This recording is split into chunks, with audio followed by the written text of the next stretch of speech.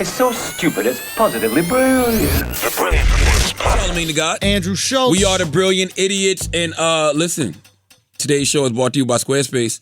Turn your great idea into a reality with Squarespace. Squarespace makes it easier than ever to launch your passion project. Whether you're showcasing your work or selling products of any kind, with beautiful templates and the ability to customize just about anything, you can easily make a beautiful website yourself. And if you do get stuck, Squarespace's 24/7 award-winning customer support is there to help. Head to squarespace.com/idiot for a free trial. And when you're ready to launch, use the offer code IDIOT to save 10% off your first purchase of a website or domain. Now, Chris, you lied to me. You said we had more than one pre-roll. I see one pre-roll on here. No. Yes, Chris? it does. What does that say, Chris? Christopher. Huh, Chris? Come on, Chris. I know. Fuck, I can read, Chris. Oh, there's a post roll. My fault. Ah, post. Oh, okay. okay, well, There enough. are 5 spots. Usually it's 2 and 3. Well, It's a post. Well, let's start this show. Yeah. First of all, go out there and grab Shook One, Anxiety Playing Tricks on Me. Available everywhere you buy books now. It's a national bestseller. Yeah. Go Scream, While I Breathe, I Hope. Documentary I executive produced on my man Bakari Sellers. That's Okay. You can stream that on pbs.org. Okay. And go stream another show I executive produced called On the Run Eatin'. Okay, with my man NORE. It's available on Hulu right now. Oh, you guys licensed it to Hulu? Licensed to Hulu, baby. Good for you. Hey, man, you know, that's the way life works sometimes. It's funny. That show was very interesting to do because we shot the original pilot with MTV, MTV2. They didn't see the vision. You know, then where did it go after that? Complex, I believe, right? It ended up on Complex, but I think somebody else tried to get it before that. I don't know. But it ended up on Complex. Yeah. Did well on Complex, and now it's on Hulu. You know what I'm saying? So it's just like Same episodes or? same episodes. So they're licensing the content. Yes, sir. Right. Absolutely. Yeah. Complex gets its logo credit on there. You Yeah. know what I mean? I get my EP credit. Nori gets his EP credit. And Yeah. Season 2 is going to end up on another network. Really? Yes. Season 2 is absolutely going to be on another network. Not Hulu. It might be. I don't know. Hulu might pick up season 2, but we already have an offer from another network for season 2. So we'll see. Sick, man. That's why it's good to have streaming services like that because it can be one place, then you license it somewhere else. You know what I Right. mean? And that's why it's so good you can do things yourself. Like, go shoot a film and then go to these places and try to sell it because guess what they always need? What's that? Content. Ah. You know what I'm saying? That is very true, man. Content is motherfucking king. So what church Absolutely. announcements you got? Views from the Sis, man. Okay. I dropped the chapter 2, which was the first full joke of the special. Is that the grab him by the pussy joke? Yes, it's a grab by the pussy. Thank you so much, Hilarious. man. And man, dude, it was crazy. I didn't realize it was going to get this many views this quick. I think we're up to like in the first few days across all platforms, like 280,000. See what I'm saying? Views. Like it's just nuts. This is just part 2, not including the views from part 1. So just part 2, and we're going to keep on growing. Next week is going to be crazy. Next week is wild. You dropping another one? Every week I drop another one for the month. Okay. Right? So And it's then going you to be put out the 6 whole thing parts. at the end of the month. No, what basically happens is like by the end of the month it will be all the way out. Okay. Right? And then you could watch it within its own playlist. So you could just watch it 1 through 6. Wow. Right? But the goal is, if we're going to get into how the sausage is made, is every week a new person could potentially see that clip. Right? And then when they see that clip, they're going to go, oh shit, this is chapter 3? Yeah. What's They'll chapter keep 2 watching. 1? Yeah. And they'll see the other things. So new people can discover, instead of new people discovering it one time, new people can discover it 6 times. Yeah, you go on YouTube and end up going down an Andrew Schulz butthole. Exactly. I don't like wormhole no more. Wormhole's so played out. Say Yeah, butthole. butthole is fun. Butthole, Yeah, man. yeah. You know what I'm saying? Go down my butthole, guys, at youtube.com/Andrew Schulz. So this one was it was the Trump joke, man. I really think it's the best Trump joke ever. And it's one of those things like, for me, when I look at like specials, I look at it a lot of times like a music album. You got to have your hits. Yeah. You got to have your massive hits, Yeah. right? And if we look back at every special, Eddie Murphy, you might not know the first joke, you might not know the last joke. You got some jokes in there you're going to quote. Exactly. Same with Rock, Same all with these Chris Rock, things. absolutely. So you got to have your bars, you got to have your big slamming jokes. And that's kind of the reason why I want to break it up as well, is because I wanted to give the opportunity for people to find it. Right? Yeah. So That's a good way each to one do it. is brought up in a different, every piece that you get is a different joke. You're like a rapper dropping singles before you give them the whole body I'm of the work. first SoundCloud comedian. Yeah. That's what I look at myself as. Yeah. It's the exact same model. That's I'm smart. giving them out, right? Yeah. You know what's crazy? This Trump joke, this is what happens when you operate with a scalpel. This Trump joke, if it was just said in podcasts, right? Yeah. There'd be wild backlash. Because it wasn't like refined. You know what I mean? You know when oil first comes out the ground? Absolutely. You can't put it in a car, you got to refine it. Yes, absolutely. The beauty of stand-up is when I grind that for over a year and I take out little bits of fat and I fix each word and I curate it. Exactly. You're not saying anything just to get a cheap laugh. You're not saying anything to be offensive. Levels. It's actually smart. Smart.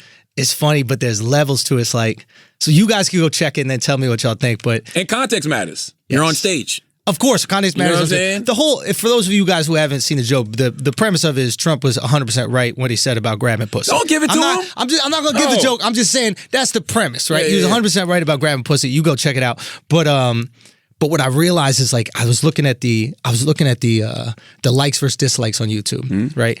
I think we're at like 6,000 or 7,000 likes, right?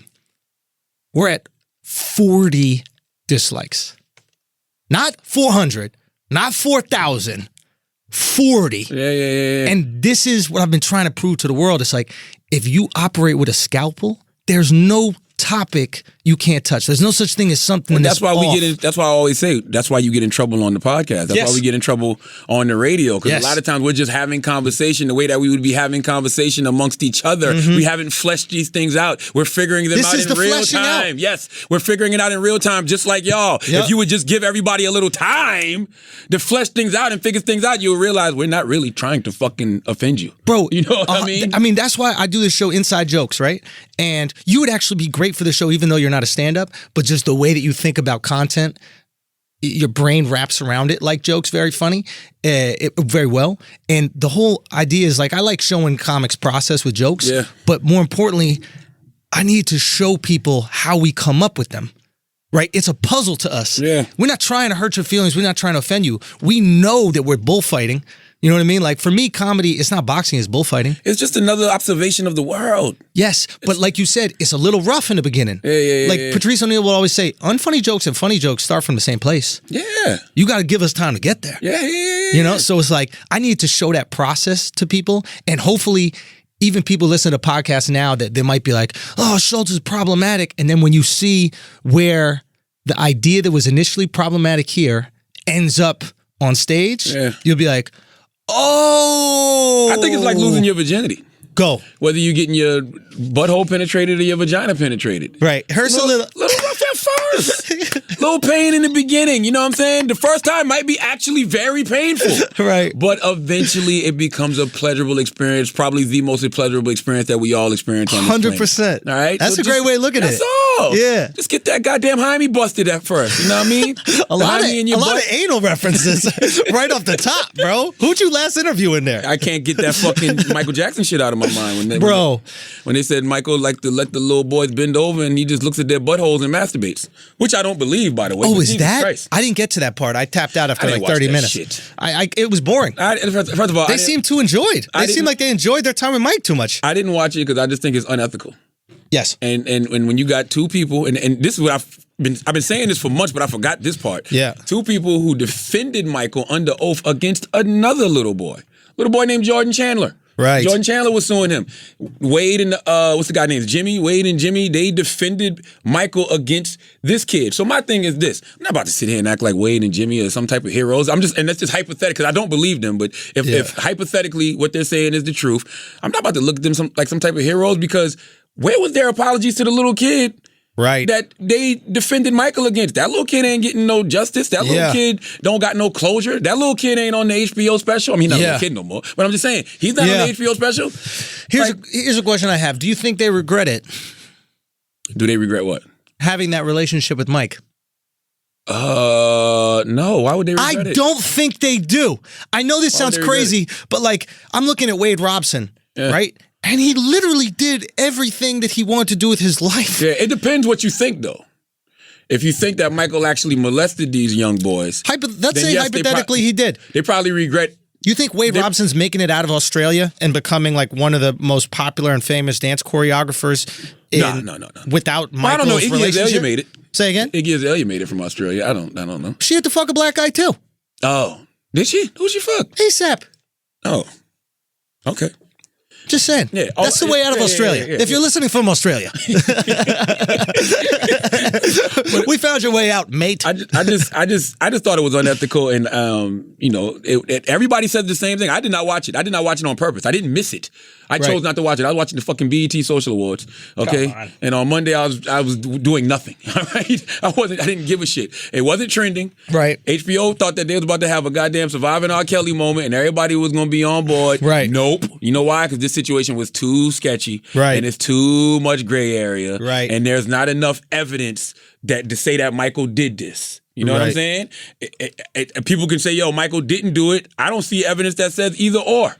All I'm saying is the hearsay of two individuals with no other narrative. You know what I'm saying? No Michael Jackson's lawyer to say, well, this is what actually happened and this happened. None of that. It's just two people getting on TV telling the story. I'm telling y'all right now, that is fucking dangerous. It is. That is dangerous. And I'm suspicious because of like how the parents would talk about it.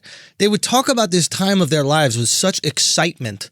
I couldn't possibly talk about a time in my life where I knew my kid was getting groomed for molestation with excitement. Could you? I mean, I could never do that. I think it's ebbs and flows, right? Like it goes in layers. I'll tell you why. Because at first you're excited. Because it can be like this. You can be genuinely excited because Michael Jackson has befriended you. I'm saying reminiscing on it. I'm not talking about. Well, you still got to reminisce on the good times, right? No, not if I know my kid is getting diddled. But there was good, if it's true, there was good and bad times. I can't. So you have kids. Yeah. You can compartmentalize good and bad while your kid is getting molested? No, I'm just talking about the whole experience. Like it was more than just the molestation aspect of it. It's still a story arc. It can start good. It can get bad. It can get sad. Like there's different parts to movies. Saying, if my kid was getting molested, I don't think I'd be talking about how incredible his live show was. Like, I couldn't do that. I'd be like, this guy's a piece of shit. How could he be grooming my fucking kid? Bruh. That's how great Mike was? Is that what you're saying? Did Ben Roethlisberger win 2 Super Bowls? Yes. Do we talk about him winning those 2 Super Bowls? Did Kobe Bryant drop 81 in the game? Do we talk about the greatness of Kobe Bryant? But hold on. These are allegations. I mean, they all got charged, though. But the parents truly believe that this happens. But just like Michael, we don't know the truth with Kobe. We don't know the truth with Ben. So all I'm saying is we can still give them props for all the good stuff they did, and then say, yo, they was fucked up on our end. Yo, okay, let's. No, I'm not saying I believe I can fly slap. Absolutely. So you can say that and still say he's a piece of shit. I can. Because it's not my kid being hypothetically molested, right? I'm removed from it, so I can be like, maybe that didn't happen. I'm saying if it was my kid that was being molested, I 100% believe my kid. There's no way I could look at Michael and be like, I mean, he could really fucking dance. He could, though. So it's the truth. I get what you're saying. I'd be like one of those dudes that's like, Prince was better at dancing. That's not true, though. He didn't even dance. Once you touch my kid, Prince is better. Do you see what I'm saying? Listen, Once you touch my kid, I get what you're saying, but Chris Brown is better. Everybody's better. You're basically saying you don't see how parents could see the nuance in this situation. They can. There should be nothing good said about Michael Jackson from these parents, is what you're saying. Nothing good at all. I got you. And you got them listening to the fucking. Do you remember the time? Do you? That's all they remember. Yeah. Think about how fucking horrible you got to feel. You're so excited to be going to Michael's house. All the while, you don't realize you're delivering your kid for a diddling. Allegedly. I'm going to be honest with you. It's a lot of conspiracy theories I don't believe. I am a conspiracy theorist. Like, R. Kelly ain't no motherfucking conspiracy there. Okay? All right? You believe he definitely did it? I've seen the tapes. All right? There's a marriage certificate to Aaliyah when he was 15. R. Kelly can shut all the way the fuck up forever. All right? Yeah. And I've been said that way before there was a special. Yeah. I don't believe Michael Jackson. I think Michael was a weirdo. I question whether Michael Jackson really loved his blackness, but I don't think Michael Jackson touched those kids. Interesting. I just don't. I just honestly don't. I just don't see it. Because Michael had hundreds, thousands of kids at that goddamn ranch. Mm-hmm. Why would he just pick 3 random Charlamagne, ones? some of us have standards. Man, shut up, man. Okay? I know you down to fuck anything. but some people only go for the best. He had Macaulay Culkin. Yes. It was at one point Macaulay Culkin was the cutest kid in America. Yes. Listen, MJ's not a star fucker. You don't think so? He's not chasing Instagram likes. Yeah. You know what I mean? This ain't no Fashion Nova. Did you see what Corey Feldman posted? Corey defended him, right? Corey said, look, everything these kids said was true up until the sexual shit. He was like, yes, we did all of that other stuff. That's just Corey being arrogant. What do you mean? Because Corey feels himself so much, he's like, well, he would have done it to me. Corey can't live in a world where he wouldn't be the one being chosen. I think what Corey said is true, though. Pedophiles can't control themselves. You can't turn that shit on and off. I have a theory on pedophilia. Okay. I don't think anybody's Hold attracted. on, is this a refined? Right, for fine theory. Okay, fine all theory. right. Yeah. Scalpel. All right, okay. I don't think anybody is physically attracted to kids. And Duval actually was one that presented this idea to me, and I've been ruminating on it. It's about a power dynamic. And he pointed it out with R. Kelly. He's like, R. Kelly had these like teenagers, but he also had like a 30-year-old woman. Now, if you're attracted to little kids, you're not going to be attracted to a 30-year-old woman, but you could be attracted to two things that they both have. And this also goes into like priests being pedophiles and shit. We'll get there in a second. A kid, and you probably know this as a parent, can look at you like you're God. They can love you and look up to you and admire you in a way that adults just do not do. You're not as important, right?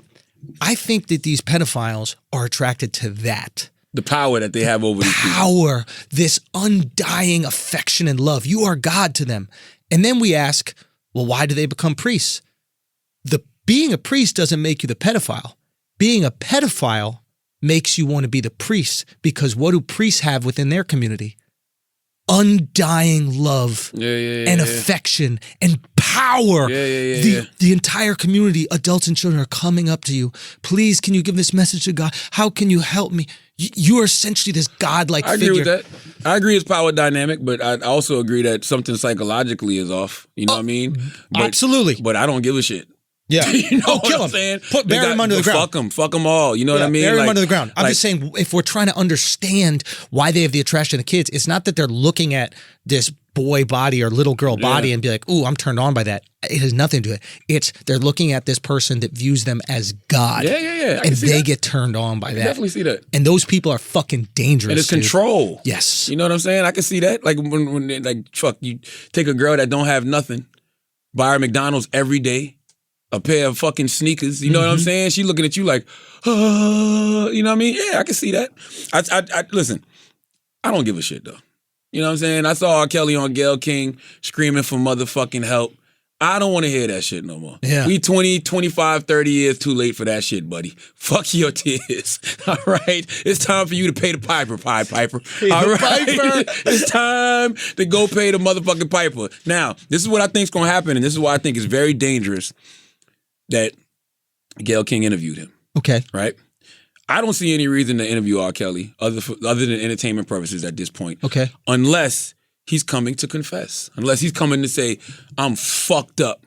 You know what I'm saying? When he said to Gayle King, I need help, and Gayle said, what kind of help you need? Instead of saying he needs somebody to help him because he got too much of a big heart, he should have said, man, I got a fucking problem. I'm a pedophile. I cannot control this shit. I don't know what the fuck is wrong with me. I really don't. Bruh. If he'd have said that shit, if he'd have laid himself on the mercy of the court of public opinion, laid himself on the cross, people would be looking at this situation a little different because they're already looking at it a little different. One of his victims, what was the lady name? I think her name was Geronda or something like that. I can't remember her name, but I saw it on Shade Room. She said she feels sorry for him.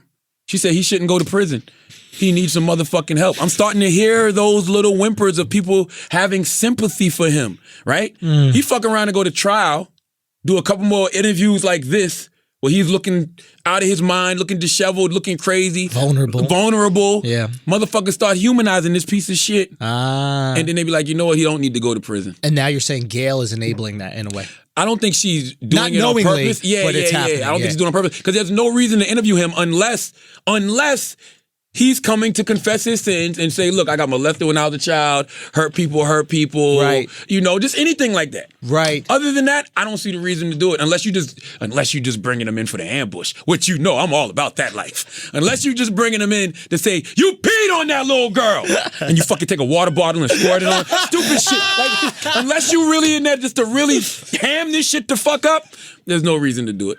And by the way, it was entertaining as fuck. Yeah. From a media standpoint, Great content. Bro, Oprah and Gayle was Ghostface and Raekwon this week, bro. They was Jada and Styles this week. Kendrick and fucking Cole. They barring up all media this week. Think about that shit. They've controlled this shit. There's not one. Every story is dominated with either that Leaving Neverland or that motherfucking R. Kelly shit. They got this shit till Thursday because Gayle dropping a part 2 tomorrow. Right. With the girls that he's with down. Right. And then on Friday, Oprah and Gayle probably going to drop another edition of O&G, which is like their podcast that they got. Okay. The OG podcast. Yeah. And they're probably going to be talking about the whole thing, recapping the whole week. They win. Unbelievable. They win. Unbelievable. They win. They know what they're doing. Of course, obviously, these are the best in the business. That's why they are where they are. But it's really cool to see them operate in the digital world as well. Yes. It's cool to see them go, oh, we don't got to wait till this day to drop. We can drop whenever we want. Yeah. They became the wind. And really, they've been controlling it for 2 weeks if you think about it. Right, because they dropped it. They started the discussion 2 weeks ago. Oprah's doing the Leaving Neverland after show. Yes. And I'm going to tell you something. When it comes to conspiracies, man, I did not know Michael Jackson owned half of Sony's publishing, bruh.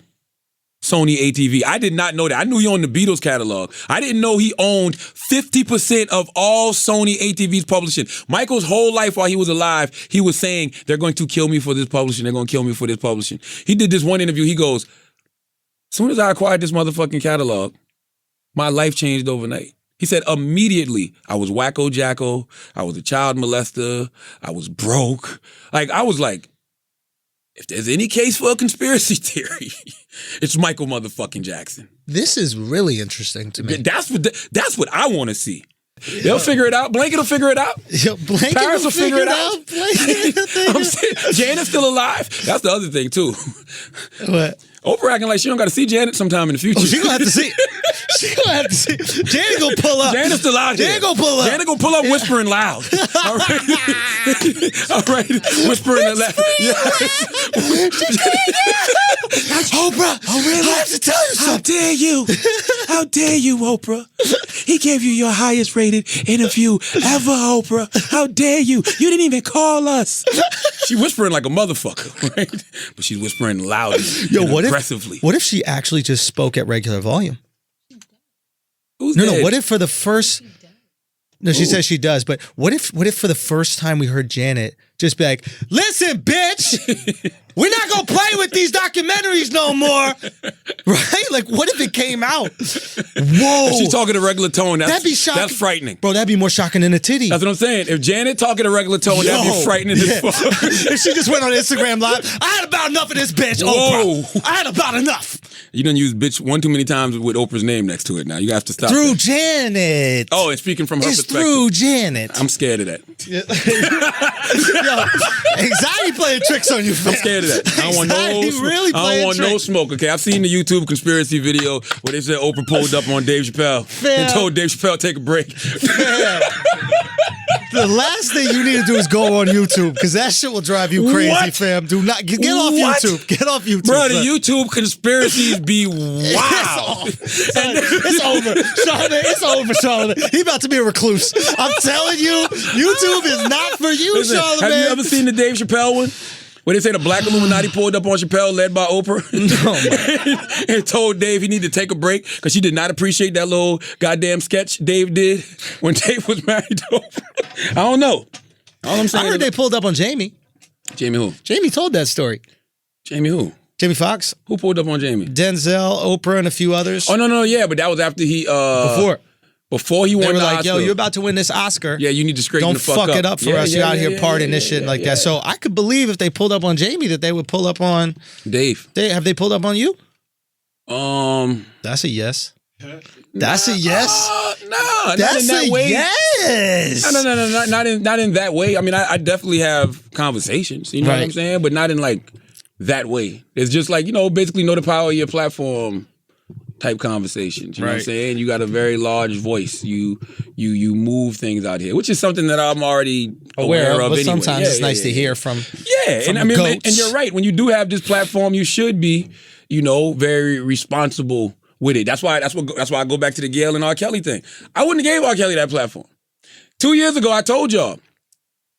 R. Kelly's former manager, I don't know if he's still his manager, but that was my guy. He wanted me to sit down with R. Kelly. He wanted me to possibly interview R. Kelly. I said, I have no reason to talk to R. Kelly unless R. Kelly's about to come clean. It's way before Surviving R. Kelly doc and all of that shit. I said, unless he's ready to come clean and tell us what the fuck has been going on in his life, what the fuck he's been doing to these young ladies, why he thinks he does it, you know what I'm saying? Talk about his abuse as a child. Like I said, hurt people.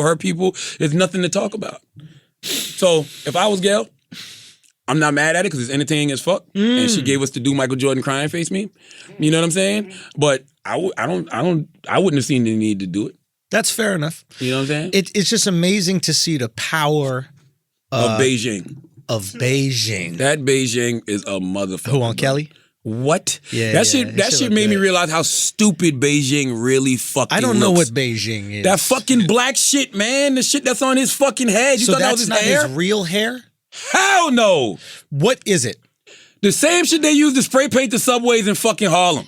It's a All right? spray paint? It's a fucking dye. It's like it's not real. That shit washes off when it rains. That shit washes off when your motherfucking showers, bro. Not when you sweat.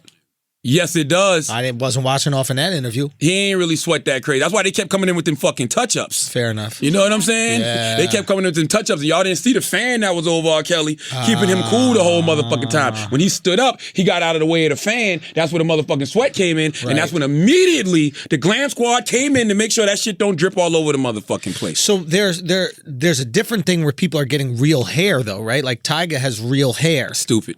It's called, that's like the male lace front. It's kind of like the chia pet shit if we want to be. They fucking grow it though. technical. It's not lace front. Yeah, They're it's like growing the hair. They grow it like the chia pet. Like a chia pet. Yeah, yeah. And you're not going to do this. Never. Why not? Because I'm secure in my baldness. Okay, You know so what I'm if saying? you're secure in your baldness, you should be able to do it. No, I don't want to do it.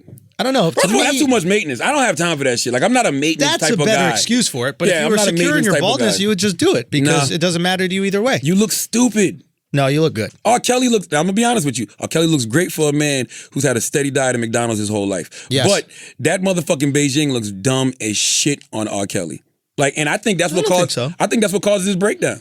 It was the Beijing. I think the chemical imbalance in your motherfucking brain Could be it. causes you to be off. I Yeah. think he's always been sick. Yeah. But what I saw in that fucking interview was an emotional breakdown from a guy who cannot control himself psychologically. Okay, but let's go back to the plugs. Okay. They're not plugs. No, I'm talking about the plugs though. The plugs that people Oh, get. okay. The shit DJ Self got. Self got it. Gotcha, His looks gotcha. amazing. Eh. Why don't you just do it? Eh. Why not? I don't understand. Why don't you just do it? I'm not into deception on that level. That's deceiving. Bro, I'm not into you deception change on your that level. face color. Yeah, but Just get some fucking hair. That was me fixing my skin discoloration. So fix your head discoloration. I don't want to. I actually enjoy being bald. Would we respect Michael Jordan if he came out with the fucking hair dye? If Michael Jordan took the court in Beijing, would it be as menacing as the baldy? How many did he score? 63 with the black rolling in his eye. That'd be better than With that shit- with that shit melting in his fucking eye. Are you kidding me? The Beijing game would be fire. Give me that jersey. It's dripping on the jersey. That should be dope, bro. Charlotte, I think you need to do the hair just for the experience. We did that for an episode of Guy Code once. What'd you do? Me and Duval. Oh, I remember that. Yeah, when you look like a Jordan 11. Yeah, we look Yeah. stupid as fuck. Yeah. We looked dumb. That shit is dumb. Yeah, but don't do Beijing. Do the plugs. Do the one that's real where you're growing the hair. Nah, man. Just do it. What's the big deal? Just do it. You want it. I could tell you want I it. really don't. I did. I know you did. I did. And now you're trying to lean the other way. No, you know when I saw when Self got it, I was like, nope. Because he did it first? He did not. It's just that he's just like nah. It's not what I thought. Yeah, but it that was shit gonna look be. crispy, bro. Nah, It looks crispy. And imagine on you, dude. Nah. Imagine, bro. Imagine the things you could accomplish. I want everybody to embrace the stages of their life. I remember one time, I don't know who told me this, but they said sometimes you just got to go on vacation Yeah. and let your beard grow out, let your hair grow out, look at your receding hairline, look at your grays, Yeah. look that you got a little bit more around the middle. Yeah. and just accept who the fuck you are. Yes. You know what I'm saying? Because I'm going to tell you something, and I love DJ Self. You look stupid with a new hairline and an old pot belly. All right? Yeah. So if you're going to motherfucking do it, just do the whole thing. Don't just do the hair. Take a month or two off, go to fucking Brazil, and get the package. You know what I'm saying? Come back looking extra sexy. Like, where was you? Little mental retreat. You know what I'm saying? Spiritual retreat. Right. Get your body done. Got my body right. Got my hair right. Oh, the outside is nothing. It's the inside that I fixed. I mean, I understand what you're saying, but there is one telltale sign to see if a man is aging well, Talk to me. and that is your hair. No. The one sign to see if a man is aging well is a full hairline. If you see a guy with a full hairline, right, that is 55 years old, the reaction is always, wow, you look great for your age. It has nothing to do with his face. It has nothing to do with his skin. All it has to do is the fact that he has a full hairline. You don't think skin, bro? I'm Yo, telling Craig you, Mack had a great hairline up until he died, bro. I'm telling you, if you look it up, if you look up any old guy with a full head of hair. How old is Jay-Z? 50 years old, full head of hair. Guy looks like he's 23. He looks old. He looks he's 23. No. Come on, bro. Who? He got D-Ray Davis. Got D-Ray full Davis head of is- hair. Looks like D-Ray he's Davis is- 25. D-Ray Davis is 51 years old. They got a full head of hair. If they were both, hey, Steve Harvey, probably same age, looks way older. All right, now let's talk. Now, see, this right here. Show me. This right here makes that theory that you got null and void. Let me see. Rest in peace to the great Craig Mack. Let me see. Buddha Blast. All right? Let me see. That is his last photo ever taken before he died. Right. Look at that hairline. How old was he? I have no idea. 40 plus. That hairline is immaculate, bruh. No, that guy's exceptionally ugly. But that has nothing to do with the hairline. Imagine His him hairline bald is with that. immaculate, though. But imagine him bald. Imagine how much worse it would be. How old was Craig Mack when he died? Let me see. I feel like Craig Mack is a guy who's always looked old. That is a fact. You know. He was 46 when he died. Yeah, he's just That's a great hairline for 46, though. Amazing. That's an amazing hairline for 46 years old. Yeah. Absolutely motherfucking amazing. Let's pay some bills, man. Les Louis. My guys. Oh, tell him about it. Deezus and Mero.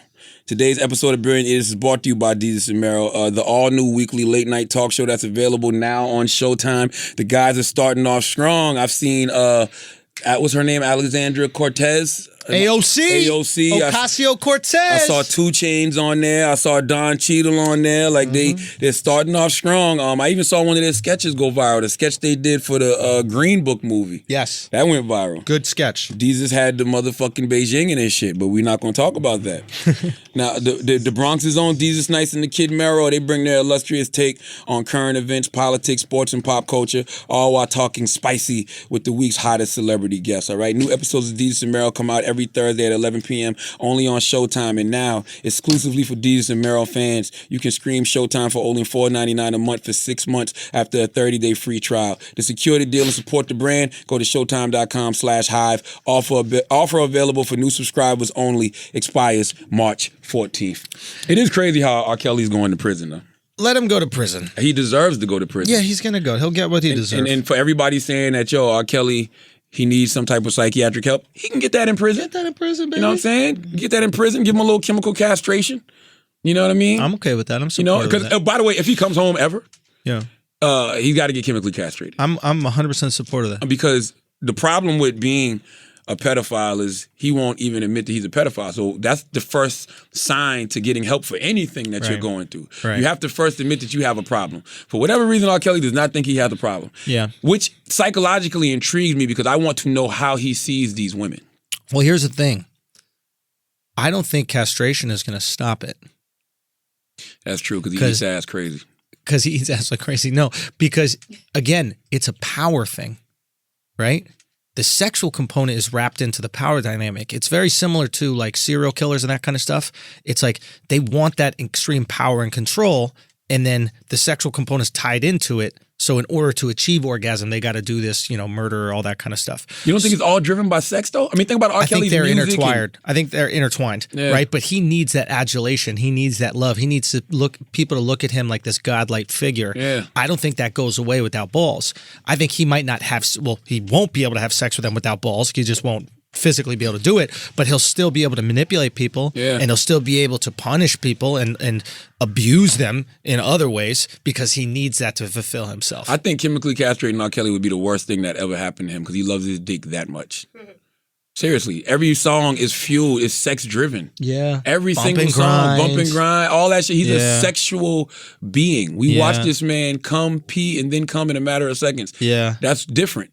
He loves sex that much. You know what I'm saying? I think chemically castrating him would ruin him, but I think that is a necessary step to take in order to rehabilitate a pedophile. Yeah, I'm down with that. I mean, just all of them, you could do it. I don't have no empathy for R. Kelly whatsoever. Or any pedophile. This R. Kelly is in this situation because of all his piss poor decisions. Yeah. Okay? Keyword piss. Yeah. So I don't have any Stupid. I don't have any motherfucking sympathy for R. Kelly whatsoever. I don't care how much he cries. Yeah. Don't fall for that shit, yo. Yeah. If he goes to trial in Chicago, you jurors do not fall for that shit. I know y'all love R. Kelly in Chicago, but do not cry for this motherfucker. He put himself in this situation. He did this to himself. This man had years and years and years to change his ways. And he really destroyed everyone around him when you think about it. Do you know what I mean? I mean, it's not his fault that Leah died, but like everybody that he was attached to, all these girls seemed to be destroyed. It's not like they went on to have illustrious careers like Michael Jackson's victims. Yeah, I think that they would. I think seeing R. Kelly get his day in court and actually getting punished for these crimes will do wonders for a lot of these women. You know what I'm saying? Yeah. I think because even when you have conversations with people like Lisa Van Allen, Lisa's like, yo, it seems like everybody takes this for a joke. And I'm gonna be honest with you, man. Yeah. We laughed and joked about it back in the day when Dave Chappelle was doing Pee on You and Aaron Magruder was doing Boondocks. We all had R. Kelly jokes. Yeah. You know, the Surviving R. Kelly documentary and the time we're in made us all look at it in a different way. Yeah. And start to have more empathy for the victims because like Lisa Van Allen said, it really was young girls getting peed on. It really was young girls getting abused. It is very difficult, very hard to not get these jokes off after this Gayle King interview. Okay. Now that this man has been charged with 10 get these counts, jokes, man. now that he's gone to prison, this guy's got to get these jokes. He's going to get these jokes. He's got to get these jokes. But now we're joking directly on him. Right. Not the women. It has nothing to do with the women.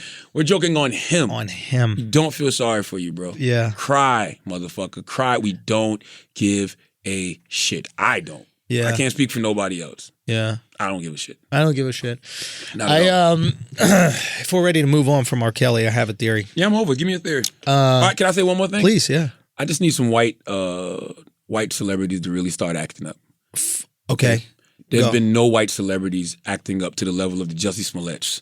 All right, the interesting. R. Kellys. Michael Jackson is dead. Yeah. We got the media. I need you being very biased right now. Okay, I like diversity in my dysfunctional celebrities. Okay, so I need some Elvis stories.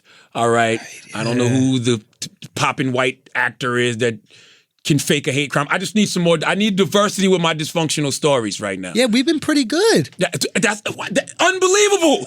I even Googled. I said this in the room today. I was like, I need y'all to Google this. Are there any white celebrities acting up? Do you want to know something? This is like a little secret, kind of amongst white people, but we take February off. It's March now. Soulja Boy on January, not in a bad way. It's March now, right? Jussie on February. Get ready. R. Kelly on March. Because we coming hard. Summer. Oh shit, St. Patrick's Day is coming. Let's That's go! when it starts for white celebrities. Oh yes. Let's go! Oh yes. Okay. It's fucking St. Patrick's on, Day. bro. It's fucking on. St. Patrick's Day, white Come celebrities on now, gonna get it baby. popping. There's some white celebrities sitting back on right now now, talking about Jussie. R. Kelly? Michael, he been dead for 10 years. Watch we get it popping St. Patrick's Day. All right? I can't wait. All right, what's your theory? Okay, ready? Mm-hmm. The Smith family are ready to take out the Kardashians. Here's my theory. Talk to me. The ecosystem needs to balance itself. Okay. Always in life, this is what happens. It swings too far one way, then it swings back the other way. You see this in politics. We go from Democratic president for 8 years to Republican president for 8 years to Democrat Republic. This is just how the world works, right? I'm watching these, the Red Table Talk a little bit with Jordan Woods. Amazing show, right? And at first, I'm looking at this like the Smiths are protecting Jordan Woods because they see the Kardashians really just mashing all over this poor defenseless girl who has no pull in the industry to set her narrative straight. Well, Will's like Jordan's niece. Like he raised her, like absolutely, literally. right? So it's like, so I see them.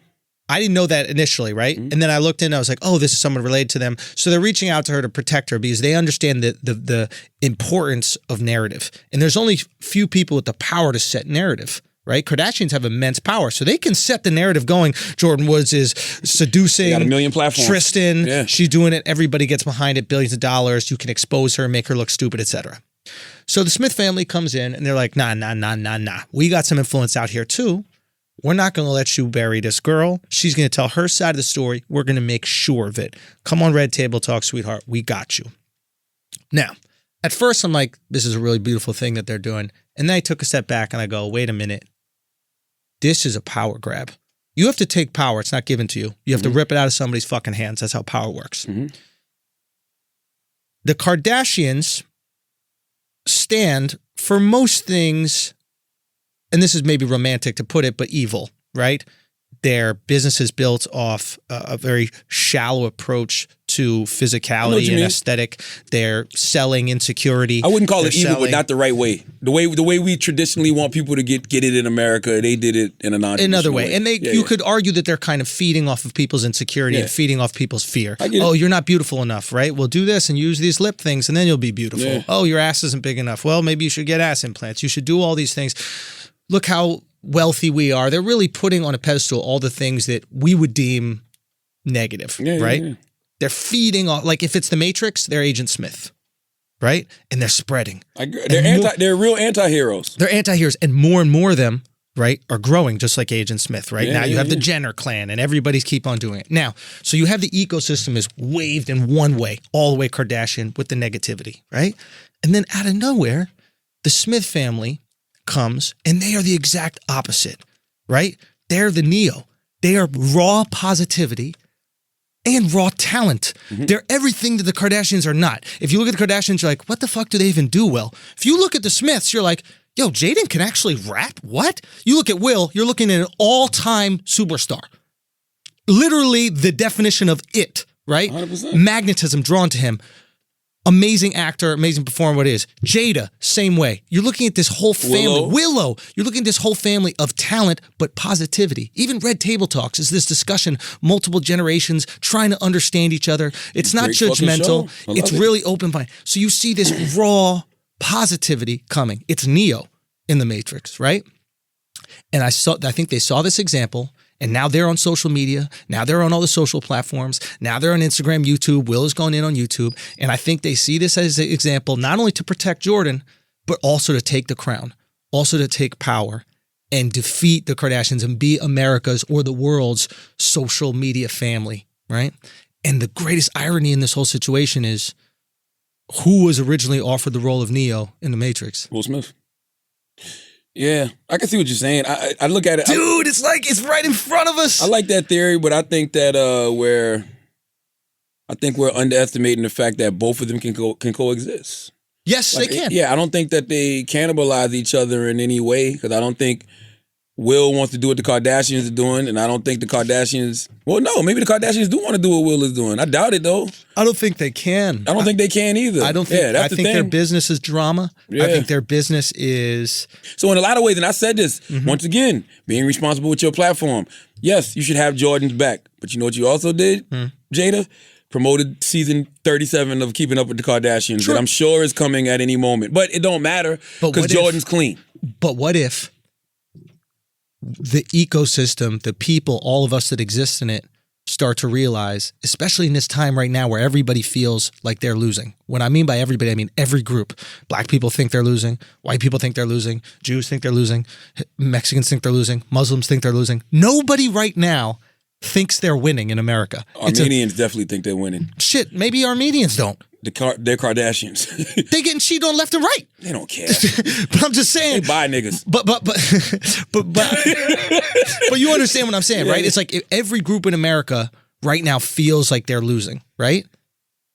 In that type of environment, What you need is inspiration. What you need is positivity. You don't need to watch a TV show where you compare your life to it and go, shit, I am losing. You need to watch some people with you. like the Smiths that make you go, you know what I got to do? Yeah. I got to go spend some time with my fucking kids, and I got to live my best life, and I got to jump out of a plane with my son and tell him I love him, and I got to reconnect with my daughter and tell her how beautiful, important, and smart she is. Have you heard of the presidential candidate Marianne Williamson? No. Marianne Williamson is running for president. She's an author. I've heard her on Oprah Super Soul Conversation. She says she wants to give $200 trillion to black people for reparations, right? Okay. But her Trillion? 200 trillion. But her logic behind that is the fact that Don't look at me. she said we can change things in Washington, Yeah. right? But we got to change things inside of ourselves. Yeah. You know what I'm saying? So her whole thing is about how she feels like Donald Trump was a fearmonger. She feels like Donald Trump ran a campaign of hate. That's how he won. She wants to be the exact opposite. So that's kind of what you're saying. You know what I'm saying? Yes. You want somebody to come that is running on a campaign of love, a campaign of, bettering yourself and bettering yourself in a way that we all can better ourselves. Not go Right. sit under the fucking scalpel and get cosmetic surgery. Yes, You know what I'm accept saying? who you are. Like, Yeah. if we go back to even to the Smiths, like you look at the Kardashian family, right? And the whole thing is go into the scalpel, change the things about yourself instead of accepting. You look at the Smiths, it's like, is Jaden straight or is he gay? Is he identifying as a Jaden boy or a Smith girl? is the Gandhi of our time. That's what he is. I'm with you. I don't know what you mean by it, but I think agree. He's the Gandhi of our time. But okay, but what I'm saying is his family accepts it, right? And they don't let the world decide who they are. Yeah. They decide who they are. It's what we need right now. And they don't give a shit. They don't give a shit. It's raw positivity. But going back to but the then lady, it's hard though because the Kardashians can change narratives at the drop of a dime. not with the power of the Smiths. No, I'm gonna tell you why. They did already. How so? Jordan Woods does Red Table Talk. All right, everybody jumps on Chloe. Okay, cool. Hey, Tuesday, Kylie Jenner becomes the youngest billionaire ever. Whole conversation changes. Now everybody's like, went back to a conversation they was having 4 or 5 months ago. Is Kylie Jenner self-made or not? Is she self-made? Sure. Like that Jordan Wood shit gone. It's gone. The Tristan shit gone. But it's gone because the Smiths made it die. Did the Smiths make it die or did the Kardashians change the conversation? They changed it or because did a little they bit had of both? to. They changed it because they had to. They do that all the time though. But they need, what I'm saying is, right now, like, if you look at any trend, this is the metaphor I like to use for it. Trends are wind, right? Okay. We had this conversation when we were texting, and I was talking about the way you make content, right? The industry or the traditional models are sailboats. They go the direction of whatever the wind is taking them. They can't go into the wind. They have to go where the wind takes them, right? Content creators, or people who can create narratives, are the wind. Yeah. Okay? Yeah. Kardashians were blowing a lot of wind at Jordan Woods, right? And then the Smiths came around and they were like, nah. We going the other way. So they blew the wind the other way. Yeah. Right? The Kardashians realized it and they're like, I'm not going to get into a wind blowing competition. Let's just blow this wind over to this Kylie Jenner's a billionaire Or they shit. send out another ship. Yeah, but the ship can only go in the direction. You see what I'm saying? The ship can only go in the direction the wind already exists. Right? So they're like, we're not even going to fight this wind. We're just going to blow some shit over here. I get everything you're saying. I just don't think nothing hurts the Kardashians. I think what we're going to see is a shift in America's social family.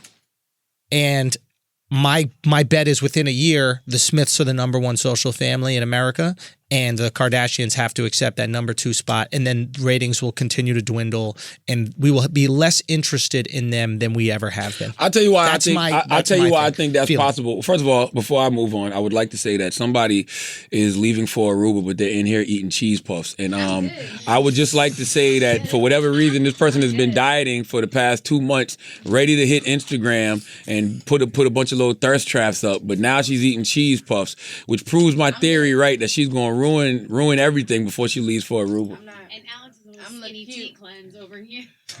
What happened?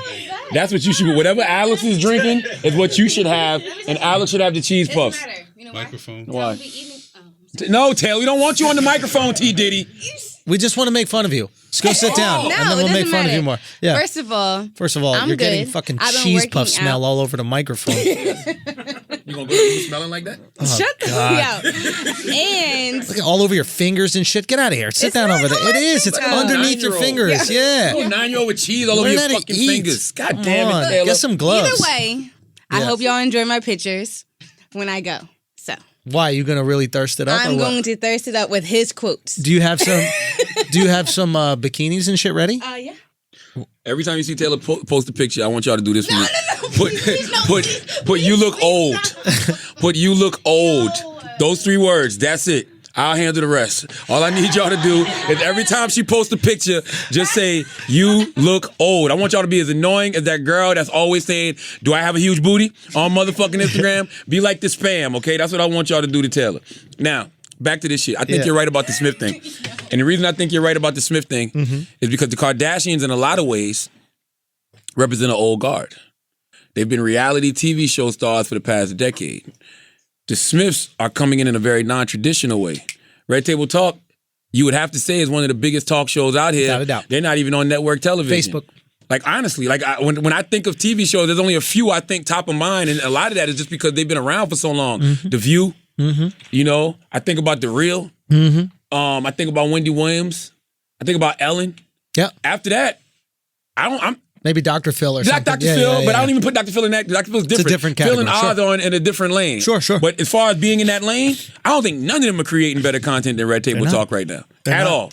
Will's got a show coming on Facebook. Yep. Bucket list. Yeah. It is brilliant because it's so perfect for what he's doing. Yeah. So you could be right. Next thing you know, Jaden might have a show over there. Willow might be doing something over there. So in the next year or so, I can definitely see it becoming the big social media family. They dominate social media because they're doing all their content through social, right? The Kardashians repurpose their content through social.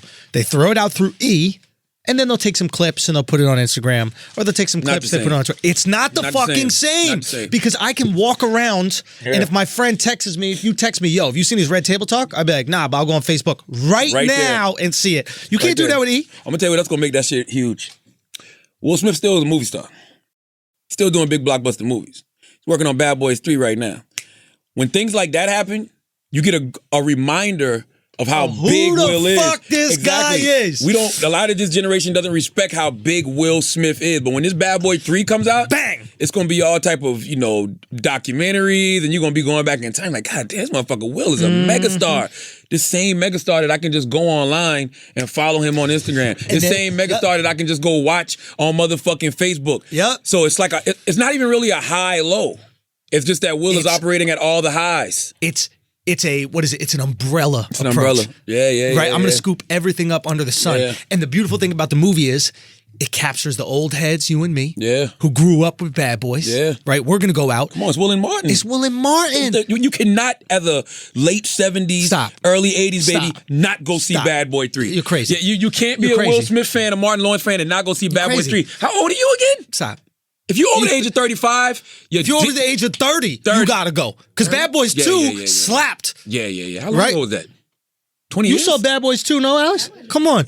Bad Boys 1, maybe you didn't see it. Yeah. Bad Boys 2, definitely. So Bad Boys 1 was when Will had Will had no muscle tone yet. He looked like 21 Savage. Oh yeah, he wasn't no muscle tone. You're right. He didn't get that till after Ali. Yeah, he had to bulk up. So here's the thing, right? So you have all of us going to see the movie off of nostalgia, and then you got all these new Will Smith fans from social. Yeah. They have no clue about the type of movie star this motherfucker is. They're going to go see that movie. I believe. It's hard to get people from social to the movie theater, but I believe he's big enough that you'll see a little transition between social and movie. He made us watch Bright. Yeah, but that was on social. That was on Netflix. No, it's on social. If it's on your phone, you'll watch it on your phone. It's different when you go from phone to theater, but I think that he has enough of a connection with these people that at least enough of them will go. And then once they see the movie star that this guy is, I think he's made full transition back to #1 A-list box office. I think when Bad Boys 3 comes out, and if it's a success, Will tops. It definitely will be. Will tops Dwayne The Rock Johnson. And I think this is the long play for Will. Will goes, okay, I need to reignite these fans. I need to re-engage them. I need to get intimate with them. And that's how I take out The Rock. Because The Rock is getting every role I would have been offered. When the fuck does The Rock have time to shoot all these movies? Do you ever be sitting at home and you be like, it'll be a commercial on and it'll be like, starring The Rock. Son. I'm like, what the fuck? Rock is in every mother. Why? How does Rock get a chance to shoot all these movies? You ever forget to tweet something? You're like, how did he make a movie? Like, I forgot to tweet a thing today. But why? This is the other thing. Why does The Rock take every movie? Rock out here like he Kevin Hart. The Rock takes every fucking movie. Rock being shit, What and is I your don't think theory Rock on should that? be in. I What's your don't theory know. on that? I really don't know. Yeah, but if you had to, just I think speculate. a lot of this speculate. stuff. I think a lot of this stuff. Yeah. He shot. Because you really can never tell with The Rock because he looks Yeah. the same in the face. Yeah. Been Diesel forever. I think he shot a lot of these shit a long time ago. And now that he's the fucking Rock, They start releasing. it's easy to just put this shit out. So you shoot this movie 5 years ago or 3 years ago, potentially. Yeah. And basically the studio goes, okay, we got Fast and Furious coming out this year. We got Yeah. the next shit this year. Do us a favor, wait Yeah. 1 more year and then drop it right after. Yeah. So it seems like he's doing a movie every couple months. And he's doing fucking TV. The Rock is executive producing a BET show. What shows he? I don't remember the name of it. I just know he's executive. Somebody Google that. I saw his credit. I saw his name on the credits, like executive producer Dwayne The Rock Johnson. I want to say it's like a documentary or some shit like that. But he's hosting the Finding Justice. Finding Justice. Okay. And he's hosting the NBC show with Carrie Champion. Right, the Titan or whatever it's called. Yeah. Yes, and that's amazing for a man with pectoral muscles. Yeah. They're fake though. Just want to throw that out there. Oh, he got fake titties? Yeah. Oh, it's steroids. It's not. Nah, implants. Fuck out of here. Yeah, The Rock got implants. Fuck out of here. I'm gonna say allegedly because I don't know what his legal team like, but yo, Google it.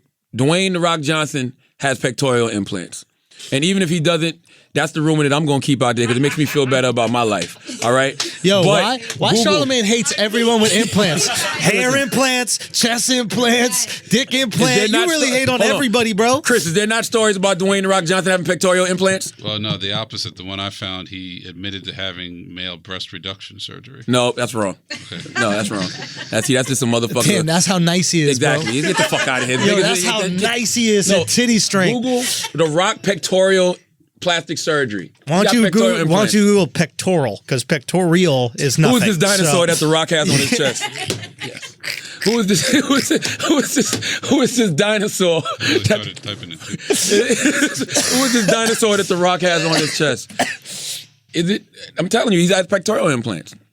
Anyway, run with that rumor, kids. Google it. All right. Okay. Dwayne The Rock Johnson has pectoral motherfucking implants. You really think The Rock's bigger than Will Smith? Yeah, currently he is. And he gets more money for movies now. But yeah, this I'm is just Will's. I guess I'm looking at all-time legacy, though. Resume-wise, The Rock resume. This is not a diss to The Rock. Yeah, but you only are what you are now, right? That's true. History means nothing. History is dead. The past is dead. You are what you are now. And right now, The Rock is the first person offered every big action movie. If you notice, Will's movies are a little bit more dramatic, sophisticated. He's not getting thrown the big time. That's why Bad Boys 3 is going to be so good for him. But let's be for real.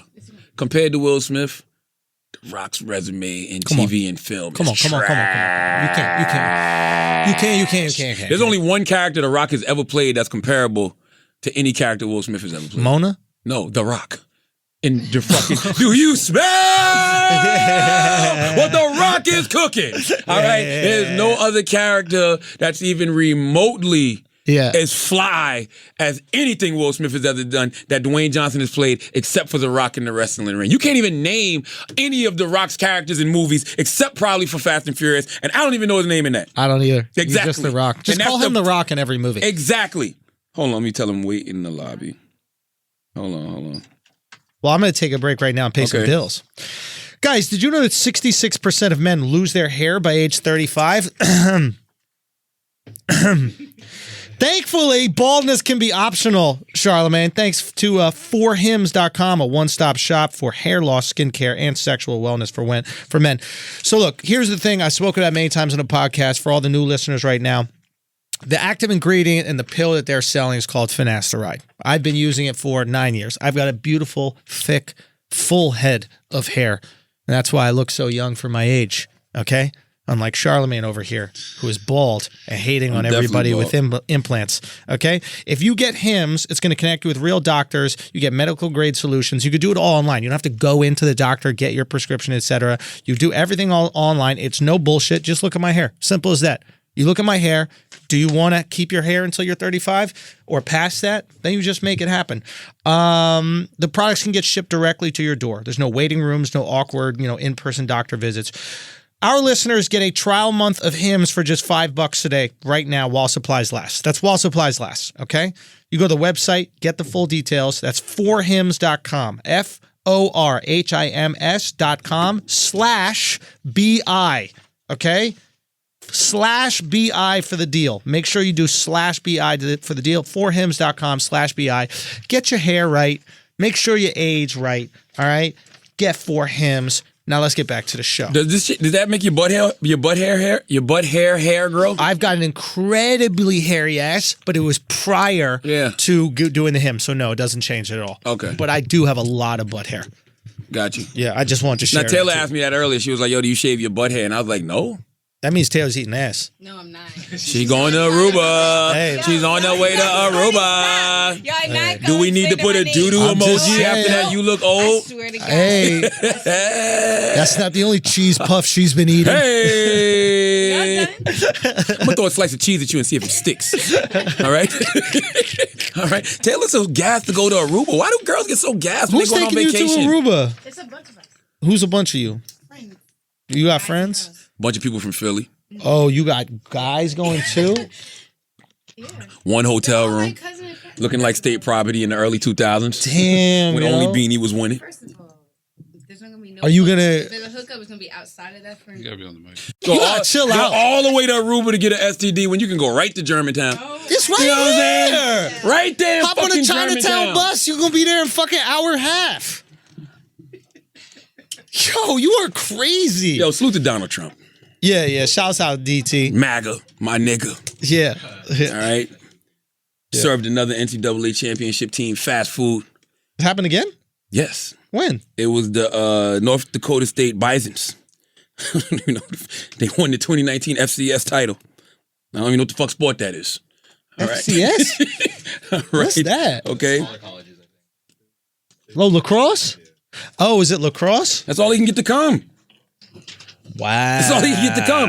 But I'm gonna tell you something. Yeah. This guy listened to the critics. Why? What happened? Listen to everybody who gave him flack last time for the fast food that he served. Oh, what did he give him this time? Chick-fil-A. Can't be mad at that. Who gonna be mad? You really gonna be mad at free Chick-fil-A, bro? All right, black people. All right, black people. Ahem.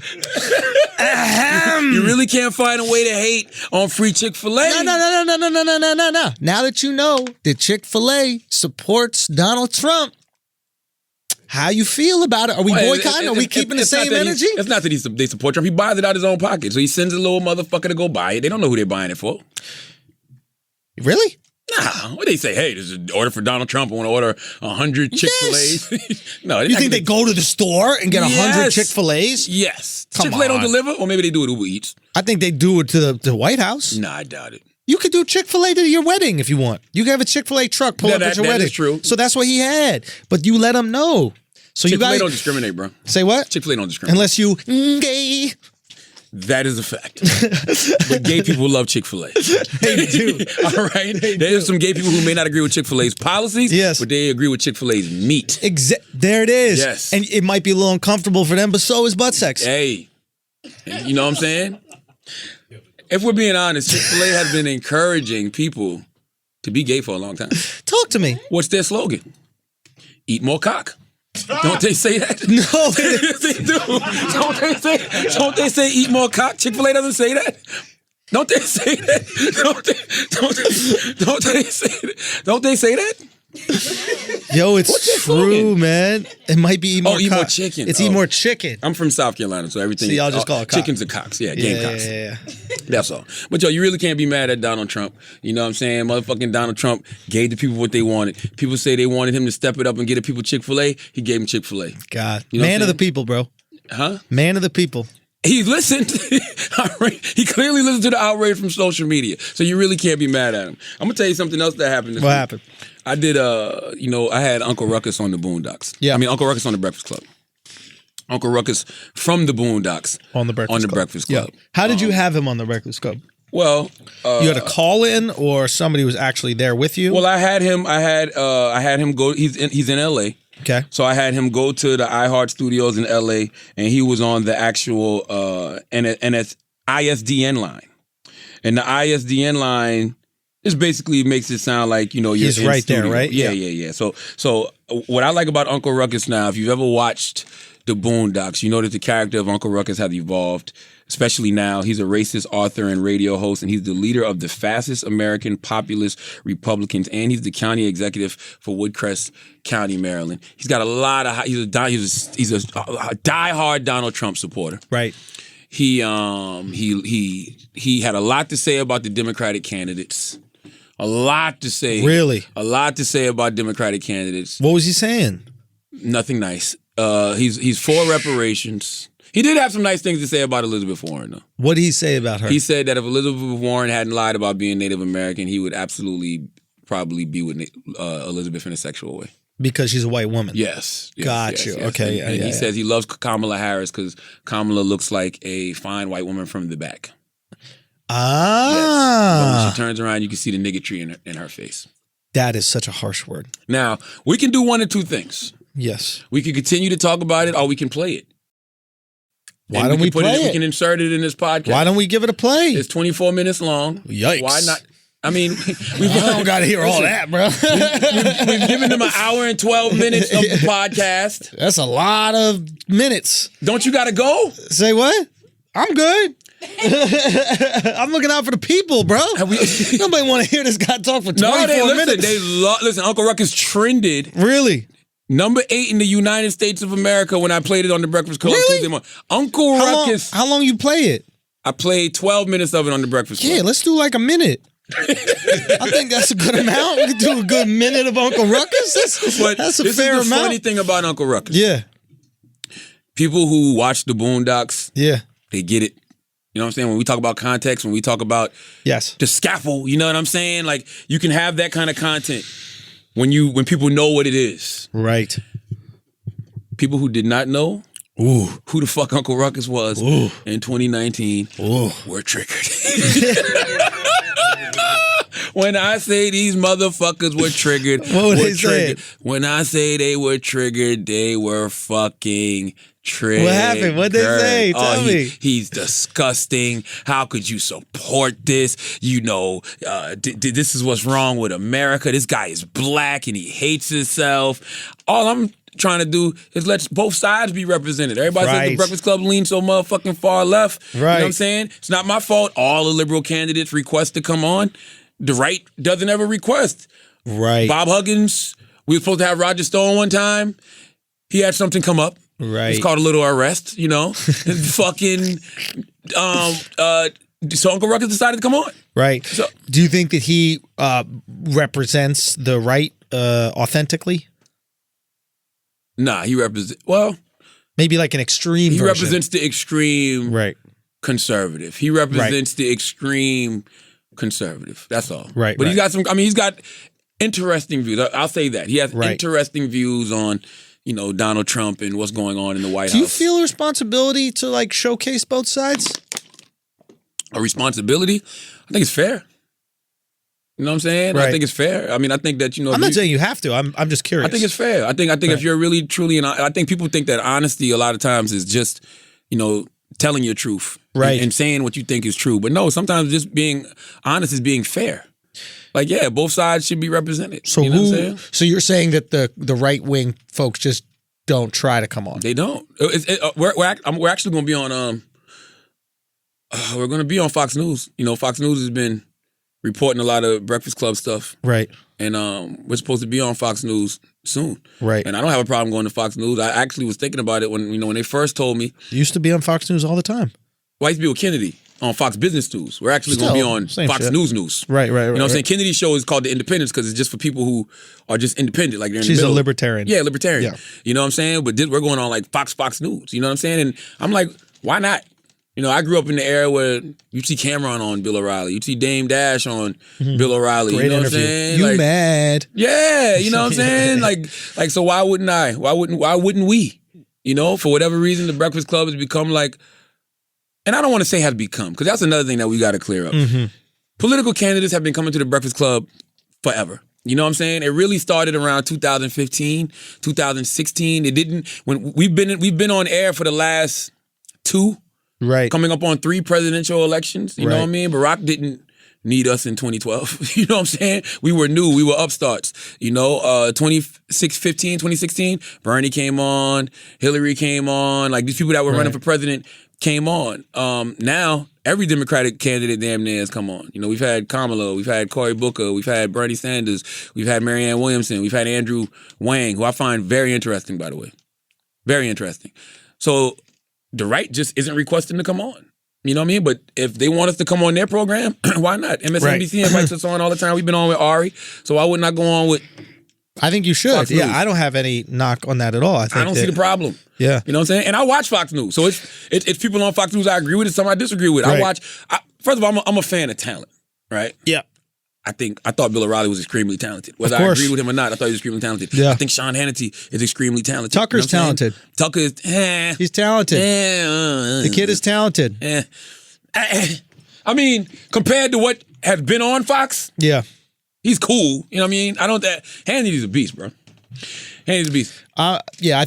Maybe I think Tucker's I don't watch better enough than Tucker to Hannity. make. Maybe I don't watch enough Tucker to make that. Maybe that's fair. Maybe I don't watch enough Hannity. Yeah, I don't watch enough Tucker. But I like Tezelyn Figaro. Okay. She's on Fox a lot of the times. We had her on Breakfast Club. I think she's phenomenal. I used to like Ebony. I still like Ebony. Remember when Ebony, I say used to because Ebony used to be on Fox. Right. I thought Ebony was phenomenal on Fox. So I watch Fox. So I have no problem going on Did you there. ever have Candace on Breakfast Club? Never had Candace on. Funny you say that because I'm going to tell you something, man. I know y'all going to hate me, hate hearing me say this. Candace is talented, bro. Yeah, that's what I'm That asking. interview she did with Roseanne was hilarious. Why have you never had her on, you think? I don't know. You think she's asked or she didn't want to come on? I don't know. Yeah. I mean, I don't know. It's not a particular reason. Yeah. No, there's something, the reason I bring it up is there was an interesting Joe Rogan episode that came out yesterday where he brought Jack from Twitter, the guy who runs Twitter, and Jack brought a lawyer from Twitter, and they brought a guy named Tim Pool, who I guess is like a conservative journalist who's and the reason why Rogan brought Tim Pool is because he felt like Tim could properly explain his argument way better than Joe could. And the argument was, are they being biased towards conservative journalists and conservative news in terms of banning them, excuse me, on Twitter? And it was a fascinating conversation. It was a truly interesting conversation. Why would you ban conservative views? The argument is that Twitter has had a liberal bias, like many tech companies have had a liberal bias where they're banning certain people for their views and not banning others. See, I don't like when the people throw the word conservative around loosely. Are they banning people who are being racist, people who are spewing hate and being bigots under the banner of conservatism? Right. Because you wouldn't just ban somebody just for being conservative. That's correct. So what they're saying is, and you should listen to both of them because both of them have really interesting arguments.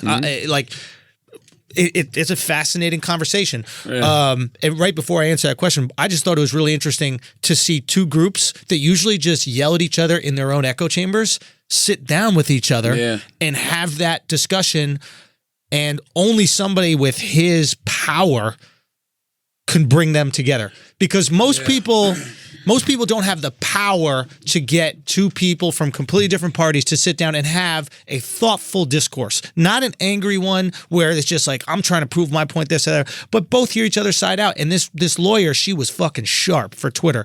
Really sharp.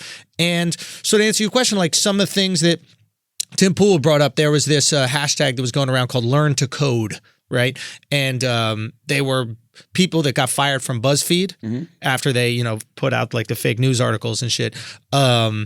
Conservatives were tweeting at them, learn to code, because they're no longer being hired as journalists. And it was mocking these elitist liberals who were telling that to coal miners back in the day. They're like, hey, learn to code, get a new job. So they're like, hey, now you got to learn to code. And then learn to code became a hashtag where you could get kicked off Twitter for it. I'm going to tell y'all something. Like that. So he was like, why are we doing this? That doesn't seem fair that when you were saying learn to code to coal miners, they didn't get kicked off. That's actually disrespectful. Go. Can't no fucking coal miner learn to code. Now maybe I'm stereotyping. Right. I just don't think that's a why coal miner can learn to fucking code. Well, that's why it bothered them, right? It's like, it's easy to just say, hey, figure a new job out, but this is what you've been doing your whole life. I don't have a fucking computer. You know what I'm saying? I'm a coal miner. Yeah. You know where the fuck we live at? Yeah. All right, we still living off the land, as they should. But I'm just saying, like, why the fuck would a coal miner know how to learn the code? Yeah. Paid pretty well, actually. And by the way, you bullshitting, a person that knows code couldn't coal mine. Right. Couldn't coal mine. Right. Take that person who knows code, put him in those conditions, they can't do it. I don't think they could. Right. Personally, I don't think they could. They probably could learn faster how to do it, but they wouldn't want to. Right. Because it's not something that you necessarily have to learn how to do. Yeah. It's something you have to be conditioned to do. Those cold people in Silicon Valley, they're not conditioned to motherfucking mind Absolutely. no code. And vice versa. But I guess that was the point they were making. It was just a cool discussion, and I would love to have these kind of discussions on this. And I think we've had them in the past, but for me, I think like when we had somebody on, maybe I was a little bit too like debatey and a little bit too like I'm going to prove you wrong and expose you. And I feel like now I'm at a place where I would truly just like to hear these views, and then maybe that person would like to hear another expert, not necessarily me, but another expert with the opposite views, and then you and I could really kind of mold and push the conversation. Yeah. It'd be really just cool to see these two people talk. You know, I want to go back to something. We talked about these people being talented, and I want people to understand what I mean when I say that, because I think that people probably see the reaction that the Sean Hannity, the Candace Owens, that they get from people. When I say talent, I'm looking at it from a different perspective. I'm looking at it through a different lens. I'm looking at it from the perspective of a personality, a media personality. It's like an athlete. Exactly. Somebody who's on the team that you hate is still talented if he's good. Yes. So you can disagree with everything they say, but you can also appreciate them as a content creator, the way they and a communicator. Yes, the way they articulate, the way they communicate. Yeah. You know I don't what I'm like saying? everything you communicate, but I acknowledge the effectiveness of your ability to communicate. Absolutely. You know, and I see it and I go, that is done well. I think that if you just go, they're bad at doing that, you're not being objective at all about their ability. And I love people. It's like saying Minister Farrakhan can't speak. That's what I'm saying. It's like you might not like what he says, but you can't deny the dude can talk in front of people. He's got a strong POV, just like Candace has a strong POV. Right. Sean Hannity has a strong POV. I don't even like having this conversation publicly. Okay, but I do feel like, and I like when I unpack it. I'm unpacking it. When I watch Candace, use the butcher knife, not the scalpel. Everybody, when you're black, right? A lot of us have the same goal. Most of us want liberation for our people. Right. You know what I'm saying? They want our people to come up in this society because we've been down for a long time. When I hear Candace speak and I see the things Candace says, I may not always agree with it, but her ultimate goal always seems to be the liberation of black people. She's like, yo, I want y'all to break free of the Democratic Party, and this is the party that has kept us, it was the party of mass incarceration. Like the stuff she's saying, some of it's true, some of it may not be true, but her ultimate goal is the liberation of black people from what I see. Judge intention, not interpretation. Her intent is aligned with your intent. You just have different ways of getting there. Same thing with Van Jones. I used to have so many differences with Van Jones. I used to look at Van Jones and be like, what the fuck are you doing, Van Jones? What the fuck are you saying? But when you sit down and have conversations with Van Jones don't give a shit. Van Jones' mentality is, I've been doing this prison reform shit for 20 motherfucking years. Right. Same conversations I'm having with this administration, I had with the administration before that. All Van wants to do is see some progress. Van is like, yo, when I'm in these prisons, these people aren't saying to me, yo, man, get me out of here. But not if the Republicans do it. You know what I'm saying? You get me the fuck out of here. That's all Van cares about. And Van is willing to sit with anybody to make that happen. As he should. He was at CPAC. People got mad at him because they said, he said conservatives are leading Explain the charge. What CPAC is. I don't even know what the fuck CPAC is. I'm gonna be honest with you. When I hear CPAC, I think of fucking the X-Pac wrestler and Tupac at the same motherfucking time. Chris, maybe I you just do. know it's a convention for Republicans. Right, but it's a group that raises money for the party, right? Would that be the best way to put it? Yes. Right. Okay. So him speaking there, they feel like, he's helping Donald Trump win again in 2020. And I think he said something on stage like, conservatives are leading the conversation on criminal justice reform or something. I don't know what his exact wording was. Absolutely. I think he was talking about legislation. If he's talking about only legislation, which I believe he was, and this is just from me having conversations with Van, if he's talking about just legislation, the Republicans did get the first Step Act. And what's wrong with that? I don't get it. So he said, for the moment, give yourself a round of applause. Now, Van always gives credit to the people on the ground. Van always gives credit to the Black Lives Matter people. He always gives credit to the people that were out there marching for prison reform for years. He gives credit to himself, his organization. Like, and that's all true. He'll say that it took those grassroots organizations to make the government make some type of change. We're talking about Barack Obama not visiting a federal prison until 2016. He was the first sitting president to ever visit a federal prison. So if we're being honest, neither party seemed to give a fuck about mass incarceration until most recently. Right? So I don't have a problem with Van Jones per se, even though when I hear things like that, okay, it rubs me the wrong way, and I can see where everybody's coming from when they say, yo, you're empowering the other side. But all I see is a man who's willing to do whatever it is he needs to do to get his ultimate goal done, which is prison reform in some way, shape, or form. I don't have a problem with that. So once again, it's another brother who's helping to liberate black people. I think that everybody, instead of us... Liberate anyone. Liberate anyone. Anyone who's wrongfully accused, or anybody who's serving crime for, a meaningless, serving time for a meaningless crime. Like, but he'll tell you the prison system disproportionately affects without a doubt black people, Absolutely. brown people. So he's a black man, so that's who he's. I mean, of course, he want to see anybody come home, but he's really looking out for his people, right? Sure. But my thing is this: instead of us having these shouting matches on social media and being mad at this project because we don't agree with their methods, why can't we just all come to the table and figure out how? That's how you do things effectively. That's how you do things effectively. But people who are the ones yelling about this don't understand how discourse or change works. Right? This is how it's done. It's like you have to talk to people. Change always comes from outside, right? Yeah. Change never comes from inside. Government never will change anything. Keep that in mind. Yeah. No great change in the history of the world started in government. Yeah, it always starts on the ground. It starts on the ground. Yeah. Gandhi's on the ground. Martin Luther King is on the ground. 100%. Right? It's always somebody completely... Jesus, right? It's somebody who is outside of the normal structure. Yeah. Right? And he forces change upon the structure. Yes. Right? So that's really on us to swell up the movement so much that we make the change that we want to see. And we make the change that reflects our interests. Yes. Absolutely. What I would say, and I think that there is an interesting balance here, and I'm curious to know how you feel about it, is because I've seen you really leaning into your pride and what you want to do for black people specifically, and how you want to help black people specifically. Listen, I'm voting my interest in 2020. You absolutely should. My interest is blackness. And that's great. And I don't think anybody would knock that. What I hope is that you can love yourself and love your people and want your people to win without hating someone else. Yeah. Only thing I hate is white supremacy and bigotry and racism, which we all should hate. You probably would hate Asian supremacy if it held you down too, right? Yeah. You just hate any bigotry. It's about the supremacy. So it's about the bigotry. It's about the racism. I don't care where it's coming from. Or you probably hate a black dude that was holding down other black people, right? 100%. Right? So it's like, for me, sometimes people get lost in this idea of like, in order to love me, I need to hate other people, or like, that's the problem with being pro anything. They think being pro something means you're anti everything else. That's not true. But sometimes like it can be misconstrued. Like, I know you, so I see past it. But like, I remember you did a post and it was about Ava's movie series coming up, and you're like, I'm gonna need a day without whiteness after this. That's true. Yeah, but that isn't true. For me, it is. So you really want to not be around white people? I've said that before. Like, listen, as a black man, when you watch a trade, first of all, to be honest with you, that's why I don't watch that shit.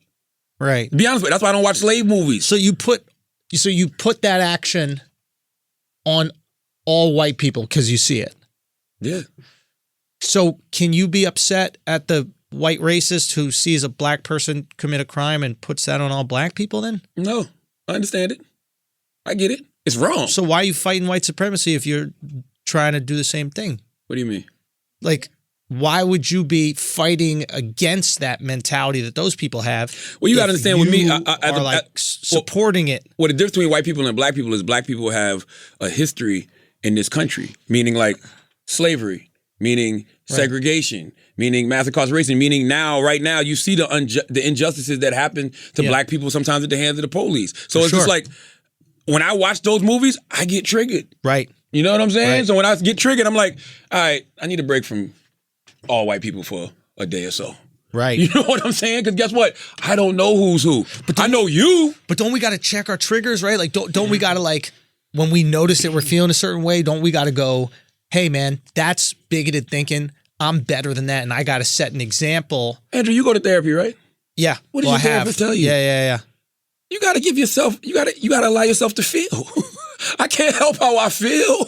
If I get triggered by this shit, that's how I feel. Like, yo, man, what the fuck, white people? But can't it be something that's you're triggered specifically by the people that are doing it and not just everyone who happens to have white skin?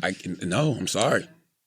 I mean, Taylor gets it. When you, it's a different thing when you black. Like you don't know. Only white people I can be accountable for is the guys I know, right? The women I know, and I get mad at them. Do you see how you're making the argument for why some white people are racist? Like, it's the exact. No, Taylor. I get what you're saying. Explain it. It's like because you're saying you see these things and then it triggers this stuff in you, right? And then all of a sudden you have an adverse reaction to everybody of that race. I get exactly what you're saying. But just to finish the point, right? So it's like there's a bunch of white people there who might see these things in media, in the news, and all this stuff. I mean, there's a disproportionate amount of crimes that are reported on that black people commit, meaning the news is focusing more on these crimes that black people commit than white people commit, right? So you're getting all this messaging that is kind of unfair to create a world that's unfair for these people. And for me, when I look at those crimes, I just see two people that do it, right? I don't go, I need a little break from black people. You're very rare. But I guess what I'm saying is like, we should all be that rare, right? Like we should all see two guys commit a crime and they'd be like, that's those dudes that did it. It's not their blackness that made them do it. It's those dudes that did that shit. I get what you're saying, but white people have no history to connect that to. Black people have a history to connect it to. Right. You know what I'm saying? It's just like right now, if some Muslim terrorists, God forbid, did something here in New York City, it'd probably bring up a bunch of emotions in you immediately. Because of what you saw happen during 9/11. Yeah, but I wouldn't put that on all Muslims, I guess is what I would say. A lot of people did, though. And I would say they're wrong, right? I'd go, I'm not saying I'm right. I'm just saying that's how I feel. I'm not saying it's right at all. Right. I'm just saying I'm allowing myself to feel. Plus, it's actually, I thought it was a great joke. It's funny. I put the laughing emoji just because I knew somebody would feel that way. I know you're funny. I just don't want, I know you, and that's why I don't care about these things. I just don't want you to alienate people who really are inspired by you that might not be black, right? And maybe people who need you, because I know there's people who need you. They got to take me for how I am. Sometimes I need a white people break. I'm sorry. Okay? All right? That's fair. I don't know. And if you need listen, sometimes I need a WPB. Yeah. Sometimes you might need a BPB. Okay, which is a black people break. Know, man, I don't rock with that. You know why? That's because cool. You can't live without us. The music too fire. The sports is too goddamn good. All right, all right. You can't live without the food is too amazing. You can't live without us. The world would be boring. I had a great time in Sweden when my black friend got arrested. I just want to let you know. I had an incredible time. It was a lot of fun. There was bitches everywhere. Alex cannot be black when you want him to be. Fun white weekend. You know what I mean? Alex cannot be black when you want him to be. Alex is fucking Dominican. He's Puerto Rican. Puerto Rican. Same. Is it the same difference? No. Oh, I'm sorry. It's the same thing. Same shit. It's the same shit. But I hear what you're saying. It is, and you take it how you want to take it, and we do it. You know what I wish too? I wish that stuff like that it made everybody else's mad. I wish that we watched stuff like the Central Park 5. I wish we watched stuff like Birth of a Nation. I wish black, white people, anybody that lives in this country and says, that's fucked up. But it does. I think the assumption is it doesn't make us mad, and I'm speaking for white people, but it makes a lot of us mad, and it makes us. It infuriates a lot of us, right? It should. I mean, I would hope so. But just as like a human being, it infuriates you. Like when you see that kind of stuff, you get pissed off. Like you don't think white people, when we see some fucking white lady call the cops on a little kid for selling chiclets on the street, white collar criminals, whatever, white collar criminals. Like you don't think that we're embarrassed the same way y'all are embarrassed when some black dude does something at some white function or some shit like that. Listen, I'm embarrassed by R. Kelly. I'm embarrassed by Justice We get embarrassed too. It's not like we sitting here going, well, why would you sell chiclets? That's not the conversation amongst white people. Like, come on, bitch. Are you fucking kidding me? Again? You know what I mean? But we need more of that. That's what I call using your white privilege to combat the prejudice. That's what we need. We need more of that. Like, I ain't gonna front. I love Marianne Williamson. She don't got a shot in hell of winning the presidency, but I like the conversation she is starting. And sometimes that's your role. Sometimes it's your role to start a conversation. Absolutely. Right. Like I think all these Democratic candidates talking about reparations in some form is because she started that conversation. But her conversation is that shit basically is stupid though. No, Reparations it's is the dumbest fucking argument in the world. Reparations. So do I go to England as a Scottish guy and go, hey, I need some money? You could. You imprison my people. Like, how far back do we go with reparations? Shit, everybody else. It's a lot of people who've gotten reparations. Black people go to the African slave traders that sold them to the white people? Check it out. And get, hold on, let me finish this. Do you go back to the black people that sold you guys to the white people and then get reparations from them?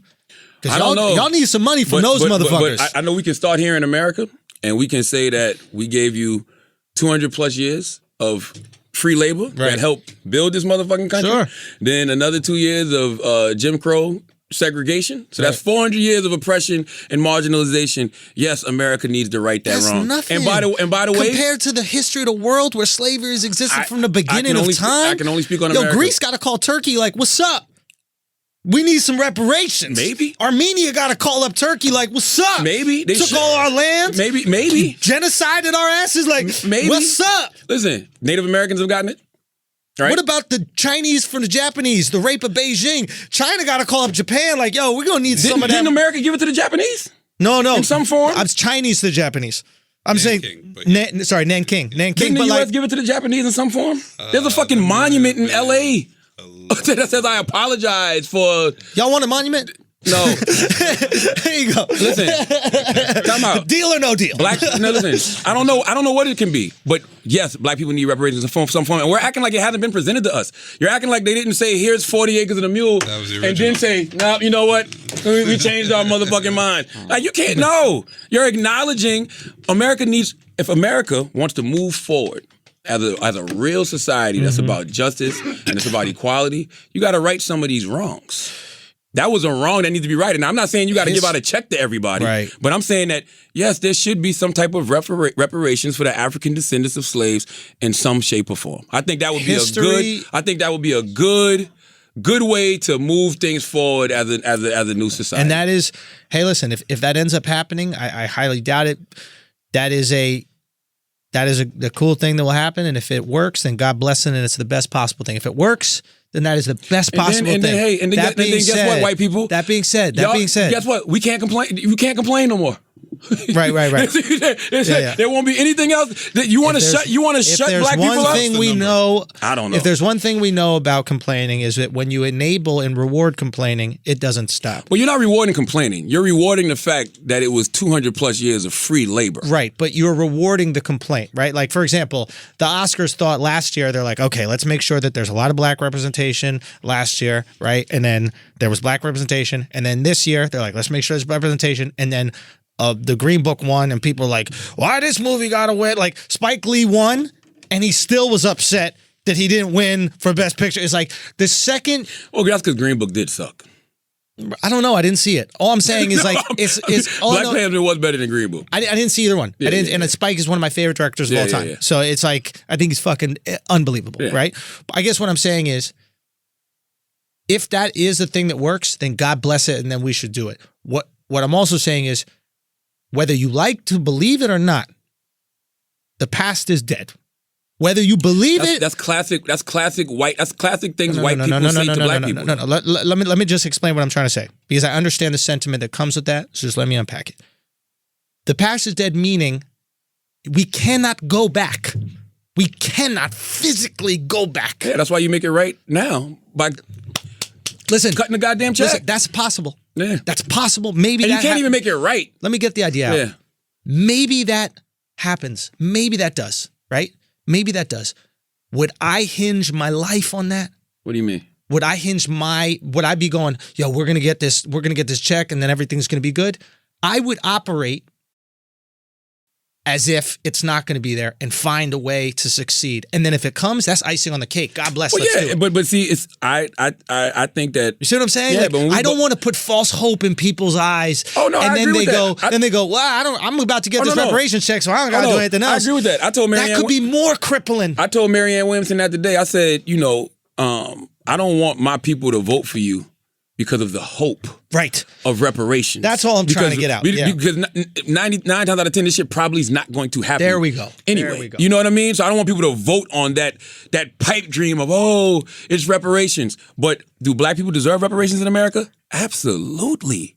Like that's making a wrong right. That's acknowledging the fact that, yes, we did enslave y'all for 200 plus years. Mm-hmm. Yes, y'all did give us all this free labor that helped to build this country. Like that's a small token of acknowledgement to the past. Right. Something that you can't undo. Right. You can't bring back all those ancestors that were killed. Right. But you can make sure that the descendants of of those ancestors moving forward have a better footing in this country. Yep. Now, I don't know if it's in the form of checks or just some type of economic empowerment to the African American community. They did hand out checks to the Japanese. And I know that. How the fuck you don't know that? And you Mr. Asia.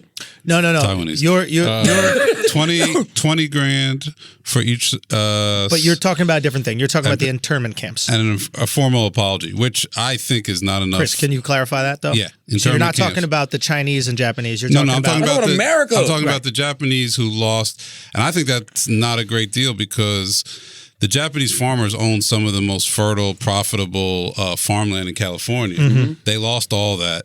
That's where most of the produce we get in this country comes from. Oh, that's why the monument's in California. Yeah, so they not only did they lock them up, they essentially stole some incredibly valuable land from real them. estate in that. So, but it looks, from what I'm reading right here, it was $20,000 in compensation. Yeah, they've given Holocaust survivors reparations. Germany like did, yeah. America did in 2016. Or who did they do it through? No, not America. It was something. No, look that one up too. It was 2016. It was like $12 million, and it was either America with France or something to that effect. Mm-hmm. But it's happened. All I'm saying is it's not like There's it's a never precedent. happened. It's a precedent There's no for precedent. it. It's not like we're just waving our hands like, yo, it's happened Right. before. You know what I mean? Absolutely. By the way, I'll still take the 40 acres. I don't want a mule. You know what I'm saying? But I'll take the 40 acres more valuable. 40 acres. 40. Can you imagine? 40 acres could have changed the course of this country. Bruh. It could have. Wakanda could have been right here in America. 100% right. No, Think about that. Dude, again, and just to clarify what I'm saying is I think that I agree with you in terms of let's not put false hope. But if something does happen, regardless of it's monetary, maybe it's land, maybe it's rights to higher education. Might be through the new marijuana industry. What exactly? Like in the similar way that they've done with Native Americans with casinos, maybe there's some way that you can do. I'm not against this whatsoever. Yeah. But I also want people to go, I don't want people to sit there going, hey man, just chill out because this reparation check is coming, so we don't got to do anything that's going to be that's good. stupid. No. Because oftentimes that's what cripples you. Like there are, Native American tribes got these casinos, right? Things haven't gotten better. You have the same rates of, alcoholism, drug use, murders and that kind of shit on these reservations. It's like shockingly high. And the argument was, once they get the casinos, they're going to be self-empowered. There's going to be money in the community. Everything's going to be fine. And then you haven't seen this transition. Listen, it's like America still did something. You know what I'm saying? Like, that's all I'm asking. But don't we care more about truly uplifting people? Like, we'll figure it out. right. All right. We'll figure it the fuck out. You know what I'm saying? Yeah. Right this wrong. I just think, and by the way, everything we're both saying I think is true. It seems like the build a wall thing, where it's like, just build a wall. And then people are like, well, it might not be the most efficient way to stop immigration. I don't think and you're like, but just build the wall. We'll figure it out. I don't think it's the same as building a wall. I just think it's about doing what's right. Slavery was wrong. Right. Jim Crow segregation was wrong. Horrendous. So let's just do what's right. Like it's just the idea. I guess my argument is like, let's really find out what's right and let's use our past as an example. Like if the casino thing didn't work out for what we wanted, then maybe that's not the right way to do it. But that's why we keep saying some form. I'm with you. Of reparation. That's what I'm saying. Let's find the form. Let's look at all these other countries and find out how they took certain groups and economically empowered them. Absolutely. And let's find a way that is most effective. And we can target. Because it's not going to be checks. It's not going to be checks. It ain't going to be a check. No. Okay, but let's find the best way where we can empower these people and empower them in a way where human beings at the end of the day, we have pride, man. We want to fucking earn our shit. You know what I mean? Like, the reason the 40 acres and a mule thing was dope, it was because you had to work that 40 acres. That shit was yours, yo. Right. It wasn't like, okay, here, I'm going to get this check. Like, the casino thing doesn't work because it's just, okay, I get a check every month and I'm not doing nothing The for most it. valuable thing anybody can own in this country is land. But it's land. It's like, here's land. What you going to do with it? Exactly. Oh, you're gonna plant that shit? You're going to get the goddamn mule right. plowing it and we're going to do it? You ever had a sweet potato?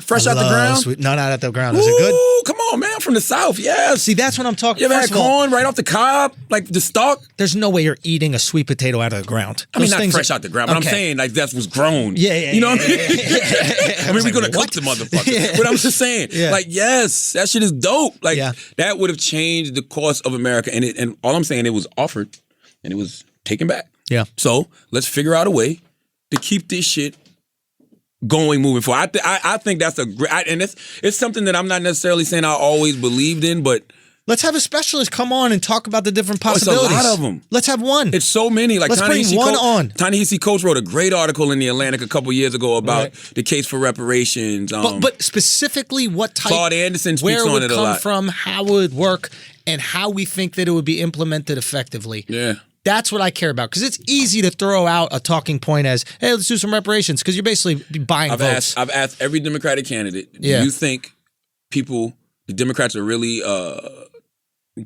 thinking about this reparations thing, or is it just Yeah. a good talking point for 2020? And Bernie said, I don't want to speak for everybody else. yeah, Marianne Williamson said, I don't want to speak for everybody else. Like, I don't want to say what everybody else is doing, what they're thinking. I know what I'm thinking about. You know what I'm saying? I mean, even with Marianne said she wants to give $2 trillion, in reparations.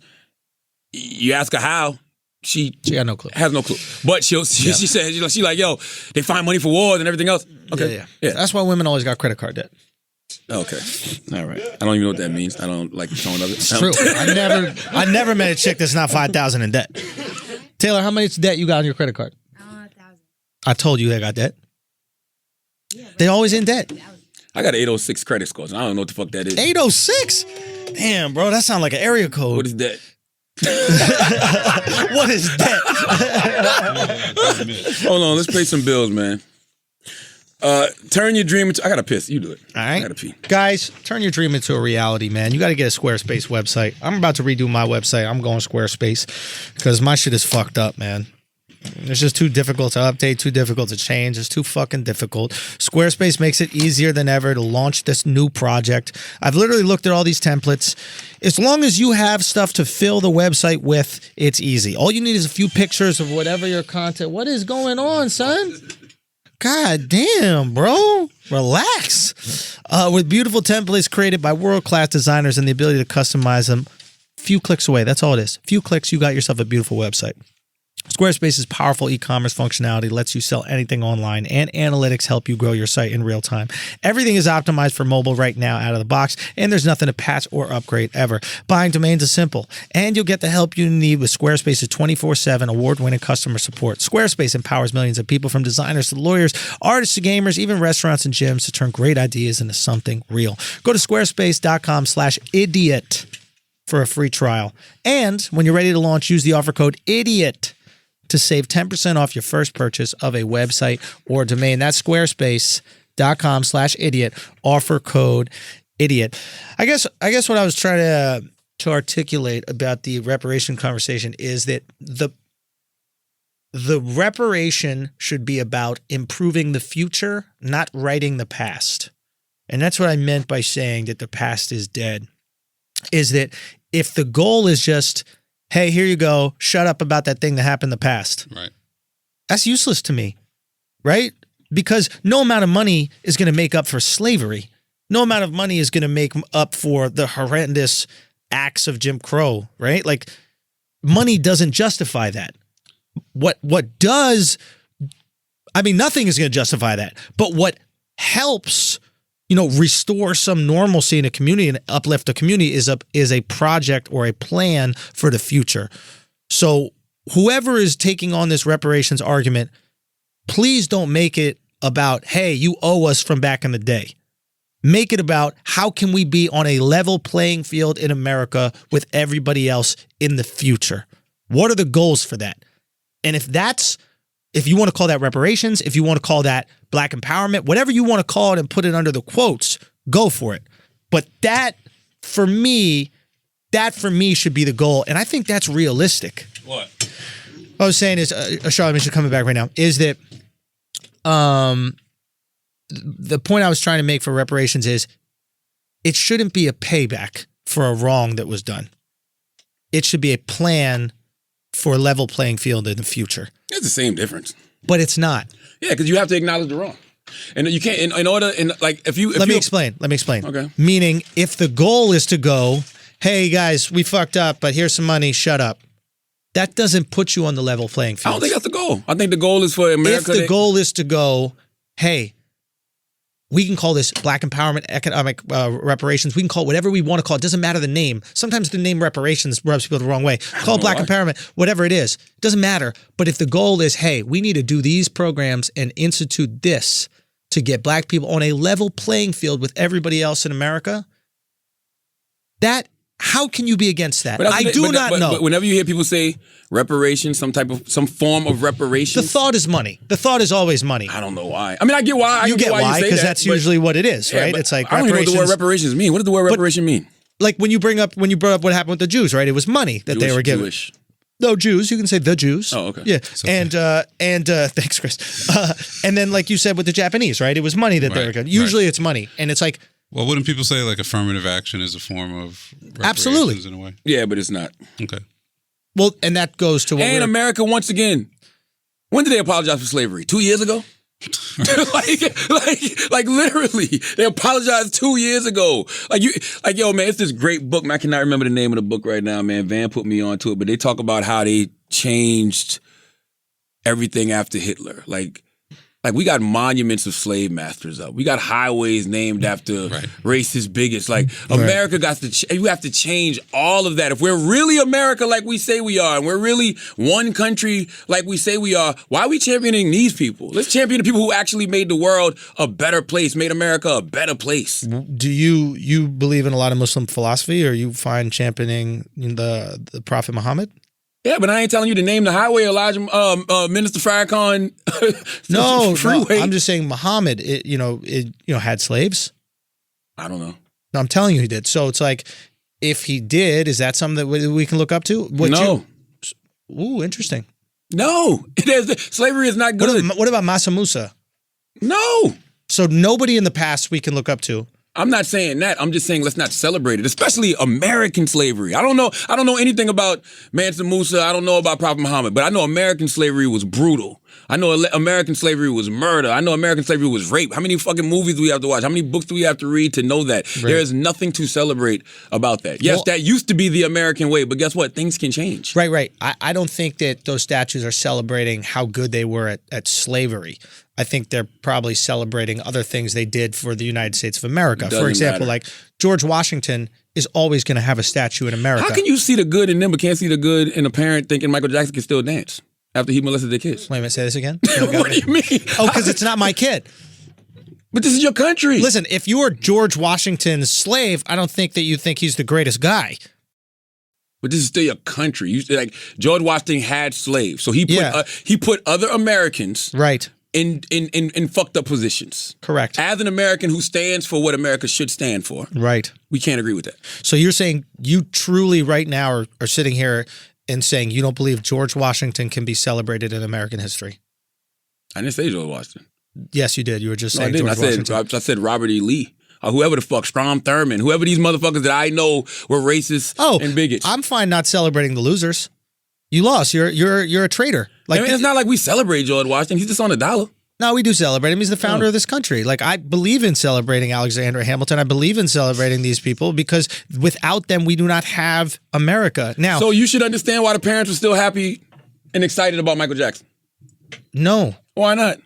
Because if I was somebody who was enslaved by those people, I'd probably be pretty upset at them and I wouldn't want to sell them. I'm black. My people were enslaved by them. So why the fuck would I celebrate George Washington? Andrew? You have every right not to. Right, no, but you have every right You have every right not to. And if I'm an American, but you're also, I'm looking at you like, why are you celebrating them? Because didn't we just talk about? Because Didn't we just talk about how when you look at these movies or you read these books and you're like, Why are you not pissed off? Yeah, no, you have every right to be pissed off.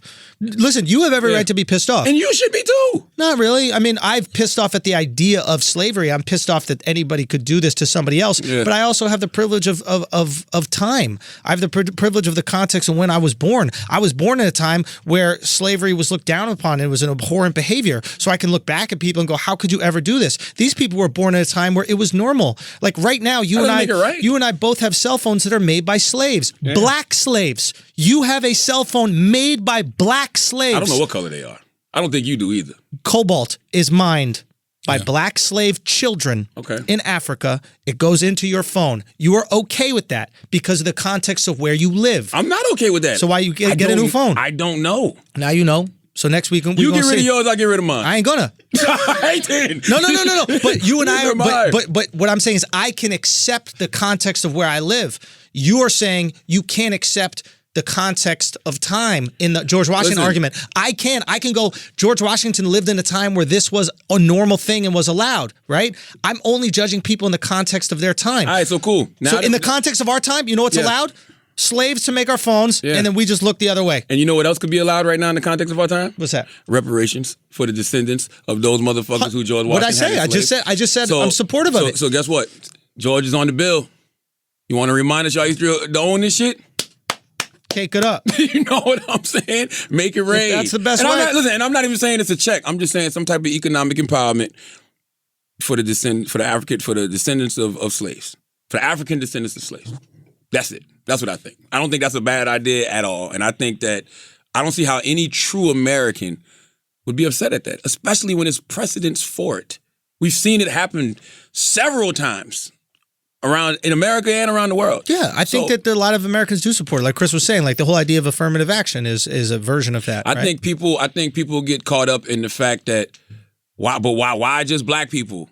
Because of what black people went through in this country. Right. That's it. Like, it's not even rocket science. You know what I'm saying? Like, it's not. It's just like literally like when the World Trade Center got bombed, those families got compensated. You know what I mean? It's just the right thing to do sometimes. Simple. That's what I think. Who'd they get compensated by? What do you mean? Why would the government pay them? I always thought that was a little. They got they're terrorist attacks all the time. Somebody got ran over on the West Side Highway a year ago. Yeah, but why would the government didn't do the attack? Why would the government pay? It was just a groundswell of emotion, and they just wanted to do something. Bruh. But that's weird, right? Come on, you don't know how much they got paid? No, but like it makes sense for me. The idea of reparations makes sense because it was a federal government implementation of these rules that affected a certain community. But I don't know why foreign power blows up some shit here, and then the government here goes, "Hey, let's pay you out." They did it to make people feel better. Pretty much. You know what I'm saying? And that's what we want to feel better too. They got free Giants tickets, season tickets for life, Knicks tickets for life. Right. What? Man, there's some people that came up. You know, I mean, it's not worth it, of course, because you'd much rather have your parent back or your friend back or your uncle back. But you know, whatever. I got a meeting, man. All right, bro. Ready? Listen, as always, if you listen to this podcast, you think we're smart, you think we're intelligent, you think we're brilliant, you're absolutely right. If you listen to this podcast, you think we're just a couple of idiots who don't know shit, you're right too. It's the Brilliant Idiots Podcast. Thank you for listening. And today's episode of the Brilliant Idiots is brought to you by Jesus and Mero. The brand is stronger than ever with their new late night talk show, now on Showtime. Go to showtime.com/hive to secure your $4.99 a month for 6 months. Author expires March 14th. Wake that ass up. Early in the morning. The Breakfast Club. All right, Charlamagne the God here. I've been listening to a lot of things that people have been saying. People always say the Breakfast Club, we lean too far left. Everybody y'all have on is liberal. We do try to get people from the right on, but they just don't be wanting to come on. You know what I'm saying? I think the last person from the right we had on was Bob Huggins, who ran for governor in New Jersey. But I have a brave guy who's from the right side of things. Y'all may or y'all may not know him. I'm going to let him introduce himself. Good morning, sir. How y'all doing? This here is Uncle Ruckus, no relation. Uncle Ruckus. Charlamagne the God. First of all, I don't trust you, number one. You done took the name of a good old white French man and using it for your own niggardry. I don't trust you, Charlamagne. I'll be honest with you. But that's what black people do. We flip and bounce things. You know what I'm saying? We take things that may not necessarily be ours. You know what I'm saying? Or take things that might be... You can stop right there. You take things That's what niggas known for. The taking, the taking, the taking. Who's took more than the white man that you worship, sir? Don't be that guy. Charlamagne, you're making a fool of yourself right now. Lord, the white man has given us so much. And right now, he's giving us his greatest gift of all. Mr. President Donald Trump. Oh, Lord. The greatest gift anybody could ever receive. Okay, I was going to ask you, what do you think about the job that Donald Trump has been doing as president of the United States? Stellar. The best thing we've ever gotten. You take a man who made all these promises. He gonna build a wall, and look at it. Most of the wall already up. Most of the wall already up and built. He's helping out the colored folks everywhere. Colored folks ain't never been happier than they is with Donald Trump right now. That is not true. What? I mean, contrary to your popular belief, you are colored, but I mean, you're probably one of the few people who likes Donald Trump, sir. First of all, I am not colored. I am a white man. I happen to be struck with something called revitiligo. It's that same thing that Michael Jackson, that child molester, had, but in reverse. Okay? So let's get that straight, first of all. Second of all, colored people is enjoying the times of their lives. How? What are you talking about? How? Look in your bank account, Charlamagne. Look in your bank account, Charlamagne the God. Look at all that money Donald Trump done put in there through the tax cuts. I'm sure you out right now about to get yourself a brand new Cadillac or whatever the hell it is y'all driving now. You out there about to get yourself something nice to eat, like a shrimp biscuit or something like that, whatever it is you put in your greasy black mouth hole. It's all because of good President Mr. Donald Trump, Mr. President, good Donald Trump. Well, the thing is, I'm blessed to be able to make a living, but I mean, that doesn't mean that everybody is as blessed as I am, when it comes to finances. So it's a lot of things that Donald Trump is doing that, just aren't good for the country. Like, I feel like hate crimes are at an all-time high. Racism and bigotry is at an all-time high because of Donald Trump, sir. Bigotry? I think you mean niggertry is at an all-time high. There ain't no bigotry going on under President Donald Trump. He done cured racism. We in a raceless society right now. The only bigotry and niggertry you see is what you're doing to yourself. Case number one, Mr. Jesse Smollett. Now, there's a nigga who paid a nigga to beat him. And don't get me wrong. I enjoy seeing any black man get beat down by another black man. But he brought that on to himself. Don't call it bigotry. Call it niggertry. And it's brought on by you. If you look around you right now, you'll just see smiling colored folks living the dream, living the life that they've always wanted to live. And because of one man, a man whose heart is as big as his hands, Mr. President Donald Trump, sir, Mr. President. I'm really feeling like the only Negroes you be around is Diamond and Silk. Now them two women I can respect right now. Them two smart colored women. Now, you know me, I don't like colored folks. I got a real problem with them. But them some smart colored folks. If they could go out on a tour right now and teach the rest of y'all how to act, I would pay for it. I'd pay for it with the expansive tax cuts that I got from Mr. President Donald Trump, Mr. President. So. Let me ask you about a few colored people. Yes, sir. Since you love Diamond and Silk, what about Candace Owens? Let me tell you about some colored folks that I will discuss. Because you're trying to get me riled up in here. Let's talk about the colored folks that y'all done nominated to get run for president. Okay. Let's talk about them. Okay. Let's talk about them colored folks. All right, let's talk Mr. about Charlamagne the God. All right, what do you think about Mr. Cory Booker? Even niggas don't like Cory Booker. He got nothing new to say. He looked like, what's that fella from Key and Peele? The tall, light-skinned one. Oh, Key. Yeah, that's Key. He looked just like Key. As a matter of fact, I think it's just Key putting a little fake out on everybody. Niggas don't even like Cory Booker. He's done. He's over. He may as well book. Look at his last name and do what it says. Booker. Get out of here, Cory. He ain't got nothing new to add. Okay, what about Senator Kamala Harris? Now, Kamala Harris, I'm gonna admit something to you that I didn't even want to admit. From the behind view, she looked like a fine white woman with that nice chocolatey hair from behind. But when she turn around, you see that the niggardry is strong within Kamala Harris. Oh, she thinks she's slick because she locked up a bunch of black folks, threw them in jail, and got on the good side of us Republicans. She thinks she's slick like that. But I can see through her. I can see through her multinationalism. What is she? What's she made up of? What countries went together to make that woman? Jamaican, India, if I'm not mistaken. Dirty shithole countries. Anything else? Oakland. Yeah. The dirtiest shithole of all. We know that Kamala Harris ain't got a chance in hell. If she could keep her mouth shut, keep turning to the back, and we see that chocolate hair make me think she a white woman, then she'll be fine. Other than that, no. Done. All right, I'm gonna ask you about some other Democratic candidates. What about Bernie Sanders? Bernie Sanders.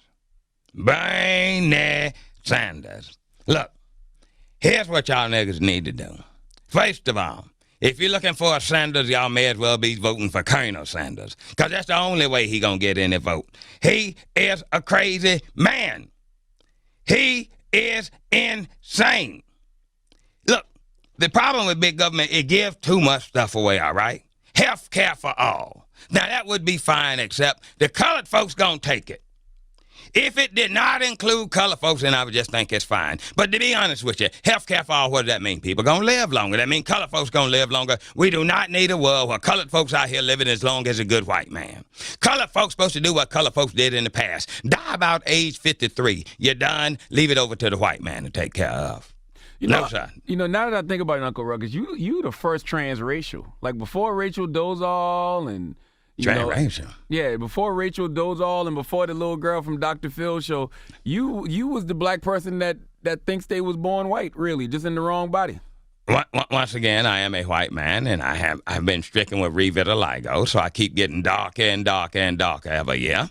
But science cannot lie. That is absolutely not true what you just said. If you was to count my DNA right now, it would spell out the word white. Science don't lie, unless it comes to something like global warming, something like that. Then it's just all a bunch of bullshit run by the Chinese. But science do not lie. I am a white man. But I do thank you for appreciating me for who I am. I think getting darker and darker every day is a blessing. It's a curse. One of the biggest curses that ever struck upon man.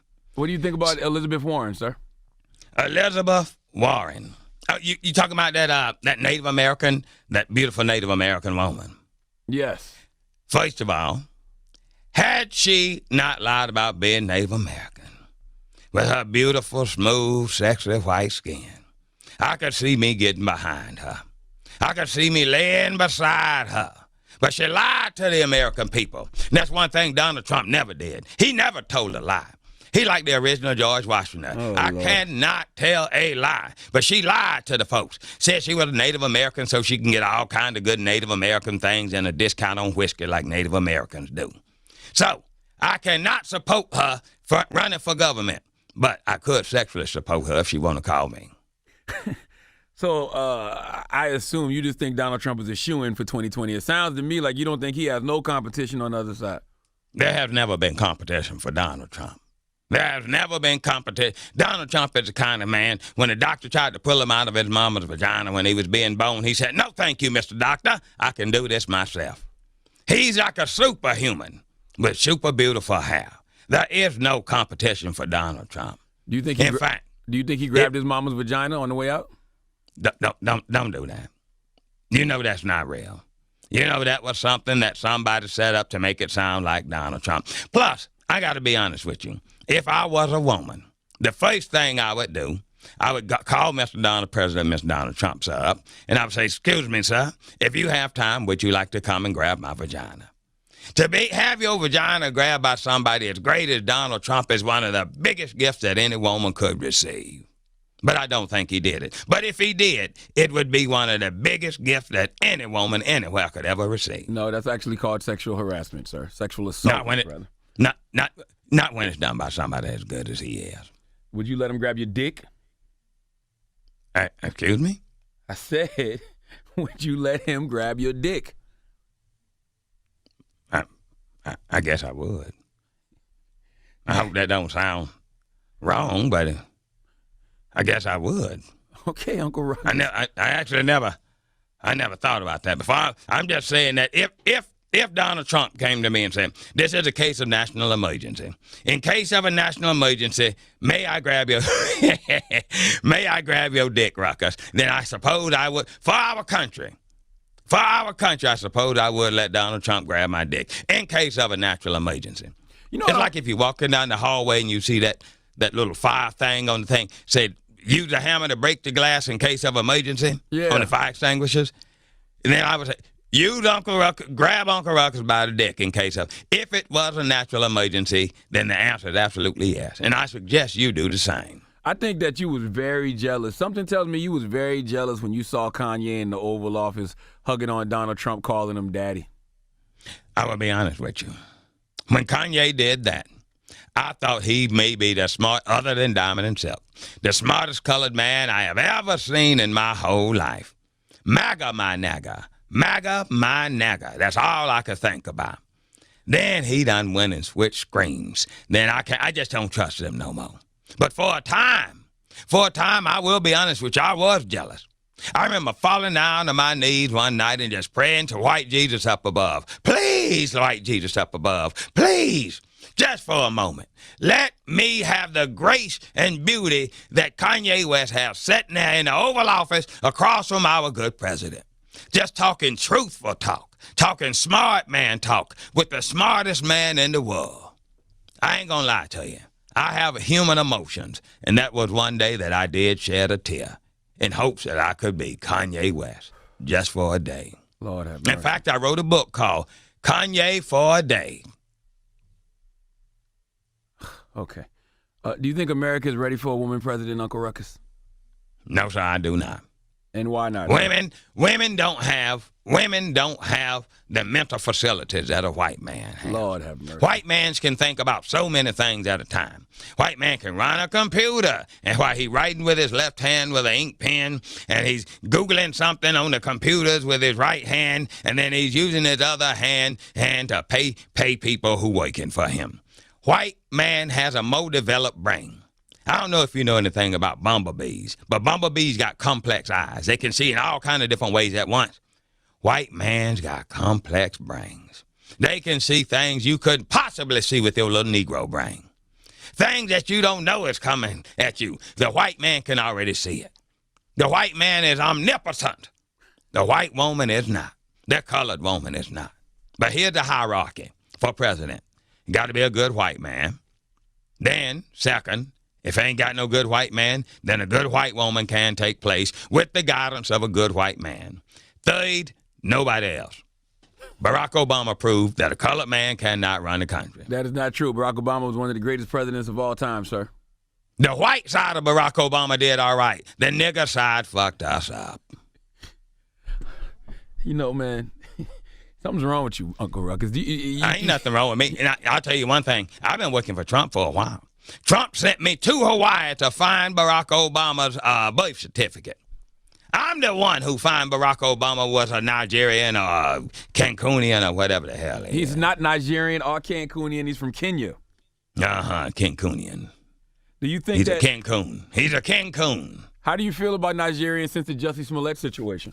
Oh, I will say this. I've always said that the Nigerians was the biggest threat. You got a country, Nigeria, that's basically got the word nigger in the name. We already know where they coming from. But once again, I cannot be angry with somebody who is beating up another colored man. And I do propose, like Jussie Smollett, that he come out with a brand of neckties that just look like nooses hung around your neck. Well, Burberry did that, mercy. Say that again? Burberry did that. Burberry has the shirts with the noose around the neck. Oh, that's beautiful. I'm going to put all my money in Burberry. All this expansive tax refund that I'm getting because of Mr. President, good Mr. President Donald Trump, Mr. President. So I'm putting it all in Burberry and just regular nooses for niggas. Nigga nooses. Have you ever watched Empire? No, sir. I do not watch colored shows. So I watch white shows. What's your favorite show on TV then? Fox News. That's the best show on television. Okay. I'm sorry if you can't handle the truth. Why? If you can't handle a good Tucker Carlson, because they speak nothing but the truth. They don't even know how to lie. I think when they go to Fox, they have a gene removed for lying out of their brain. All they do is tell the truth.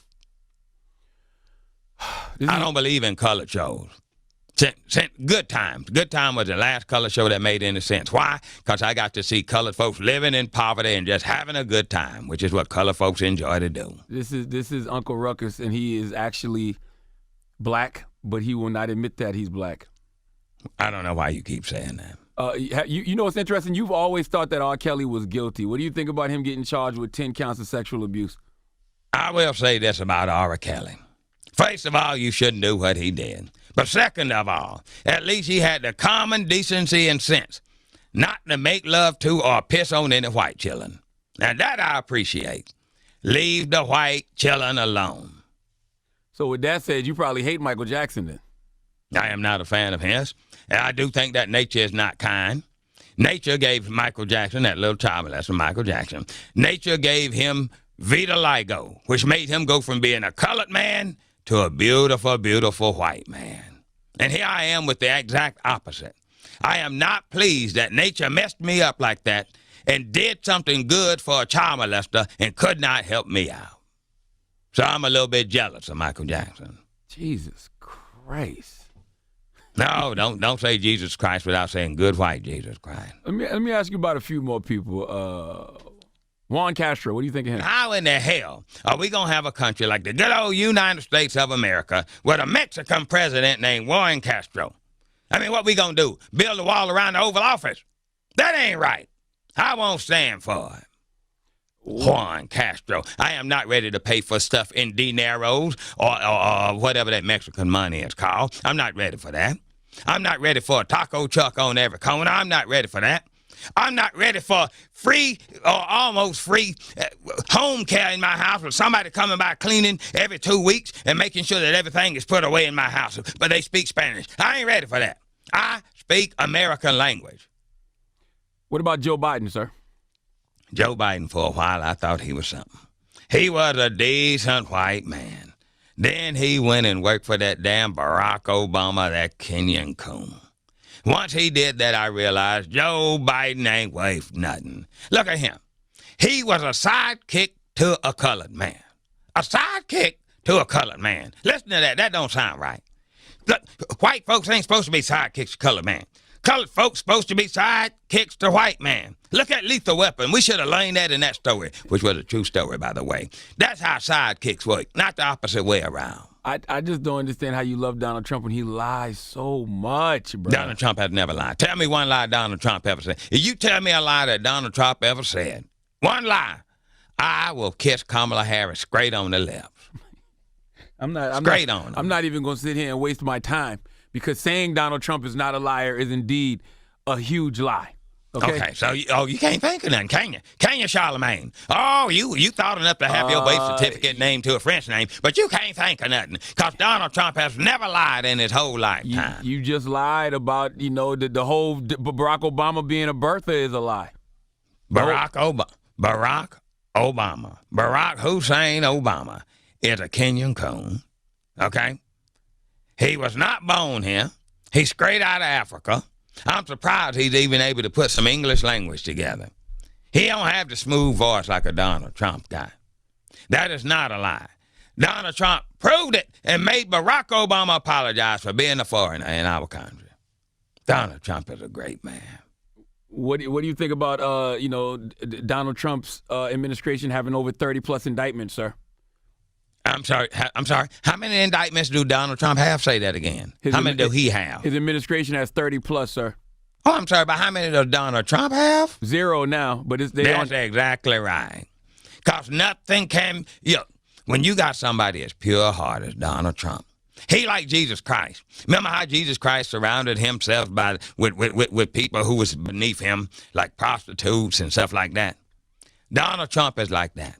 He's trying to help all them people up, help all of the downtrodden. He said, bring me your poor, bring me your hungry, bring me your all of that stuff as long as they white. That wasn't Donald Trump that said that. Yes, Donald Trump said that. Bring me all them people as long as they white. And he surrounded himself with some ne'er-do-wells and never-do-wellers. He surrounded himself with that, but that is only to lift them up and help them. Every person who been indicted, every one of them was somebody that Donald Trump was trying to help lift up by their bootstraps. There's an old poem about Donald Trump. There's a man walking on the beach, and the man only see one pair of footprints. And the man says, "Excuse me, I thought you was going to be there for me. Where's your pair of footprints?" And Donald Trump said to the man, "Those are my footprints. I was carrying you the whole time." That was God, not Donald goddamn Trump, Uncle Ruckus. You just said his middle name, Donald God Trump. Okay? Right. Donald J. Trump. The J stand for Jesus. When the last time you talked to Trump, man? I know you work for him. I talk to him every day. I'll give him a call sometime. We'll be laughing about something that we see on color, like a colored news show. We're like, "Oh, another black man found guilty of doing whatever black folks do," and we'll laugh about that. Oh, Lord, I talk to him all the time. I got a pillow in my bedroom with his face embroidered on it, on the pillow next to me. And every night before I go to sleep, I say good night to that pillow. I say a prayer for America and how great he has made it again. Charlamagne, don't you feel happy that we great again? Shut up, Uncle Ruckus. I want to end with this question. Yes, sir. What do you think about some of the Democratic candidates saying they agree with some form of reparation for African Americans? Reparations. Let me tell you something. I do believe in reparations. Really? I believe in it. That's a surprise. For the white man. The white man, he brought y'all over here. He brought y'all over here in a fine ship. He gave you a meaningful day's work. He gave you food to eat. He gave you exercise. And what have y'all given him? What have y'all given him? Oh, look, hey, you gave him crime. You gave him drugs. O.J. Damn Simpson and Whoopi Goldberg, that's what y'all gave him. He deserves reparation. I suggest this. I suggest all y'all niggas, after y'all get off from work today, if you got a job, I suggest you stop by the check cashing place and cash your check and then send that money straight to Donald Trump and he will dole it out over the white nation. Yes, reparations for sure, but for the white man. So I appreciate reparations. Now I am reminded why we don't really have people from the right on too often. This is Uncle Ruckus. He's a racist, author, and radio host. Yes, I am. He's the leader of the fastest American populist Republicans.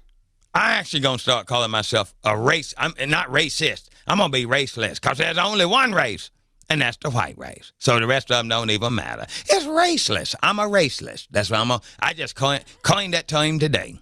I'm a raceless. I don't see races as long as they white. And I guess I should congratulate you on being the county executive for Woodcrest County, Maryland. Yeah, that would be nice. I do have a new position in Woodcrest. The white folks have trusted me and entrusted me to run their country, run their county, and to make sure that colored folks stay exactly where they belong, out of sight. Uncle Ruckus, have a blessed day, sir.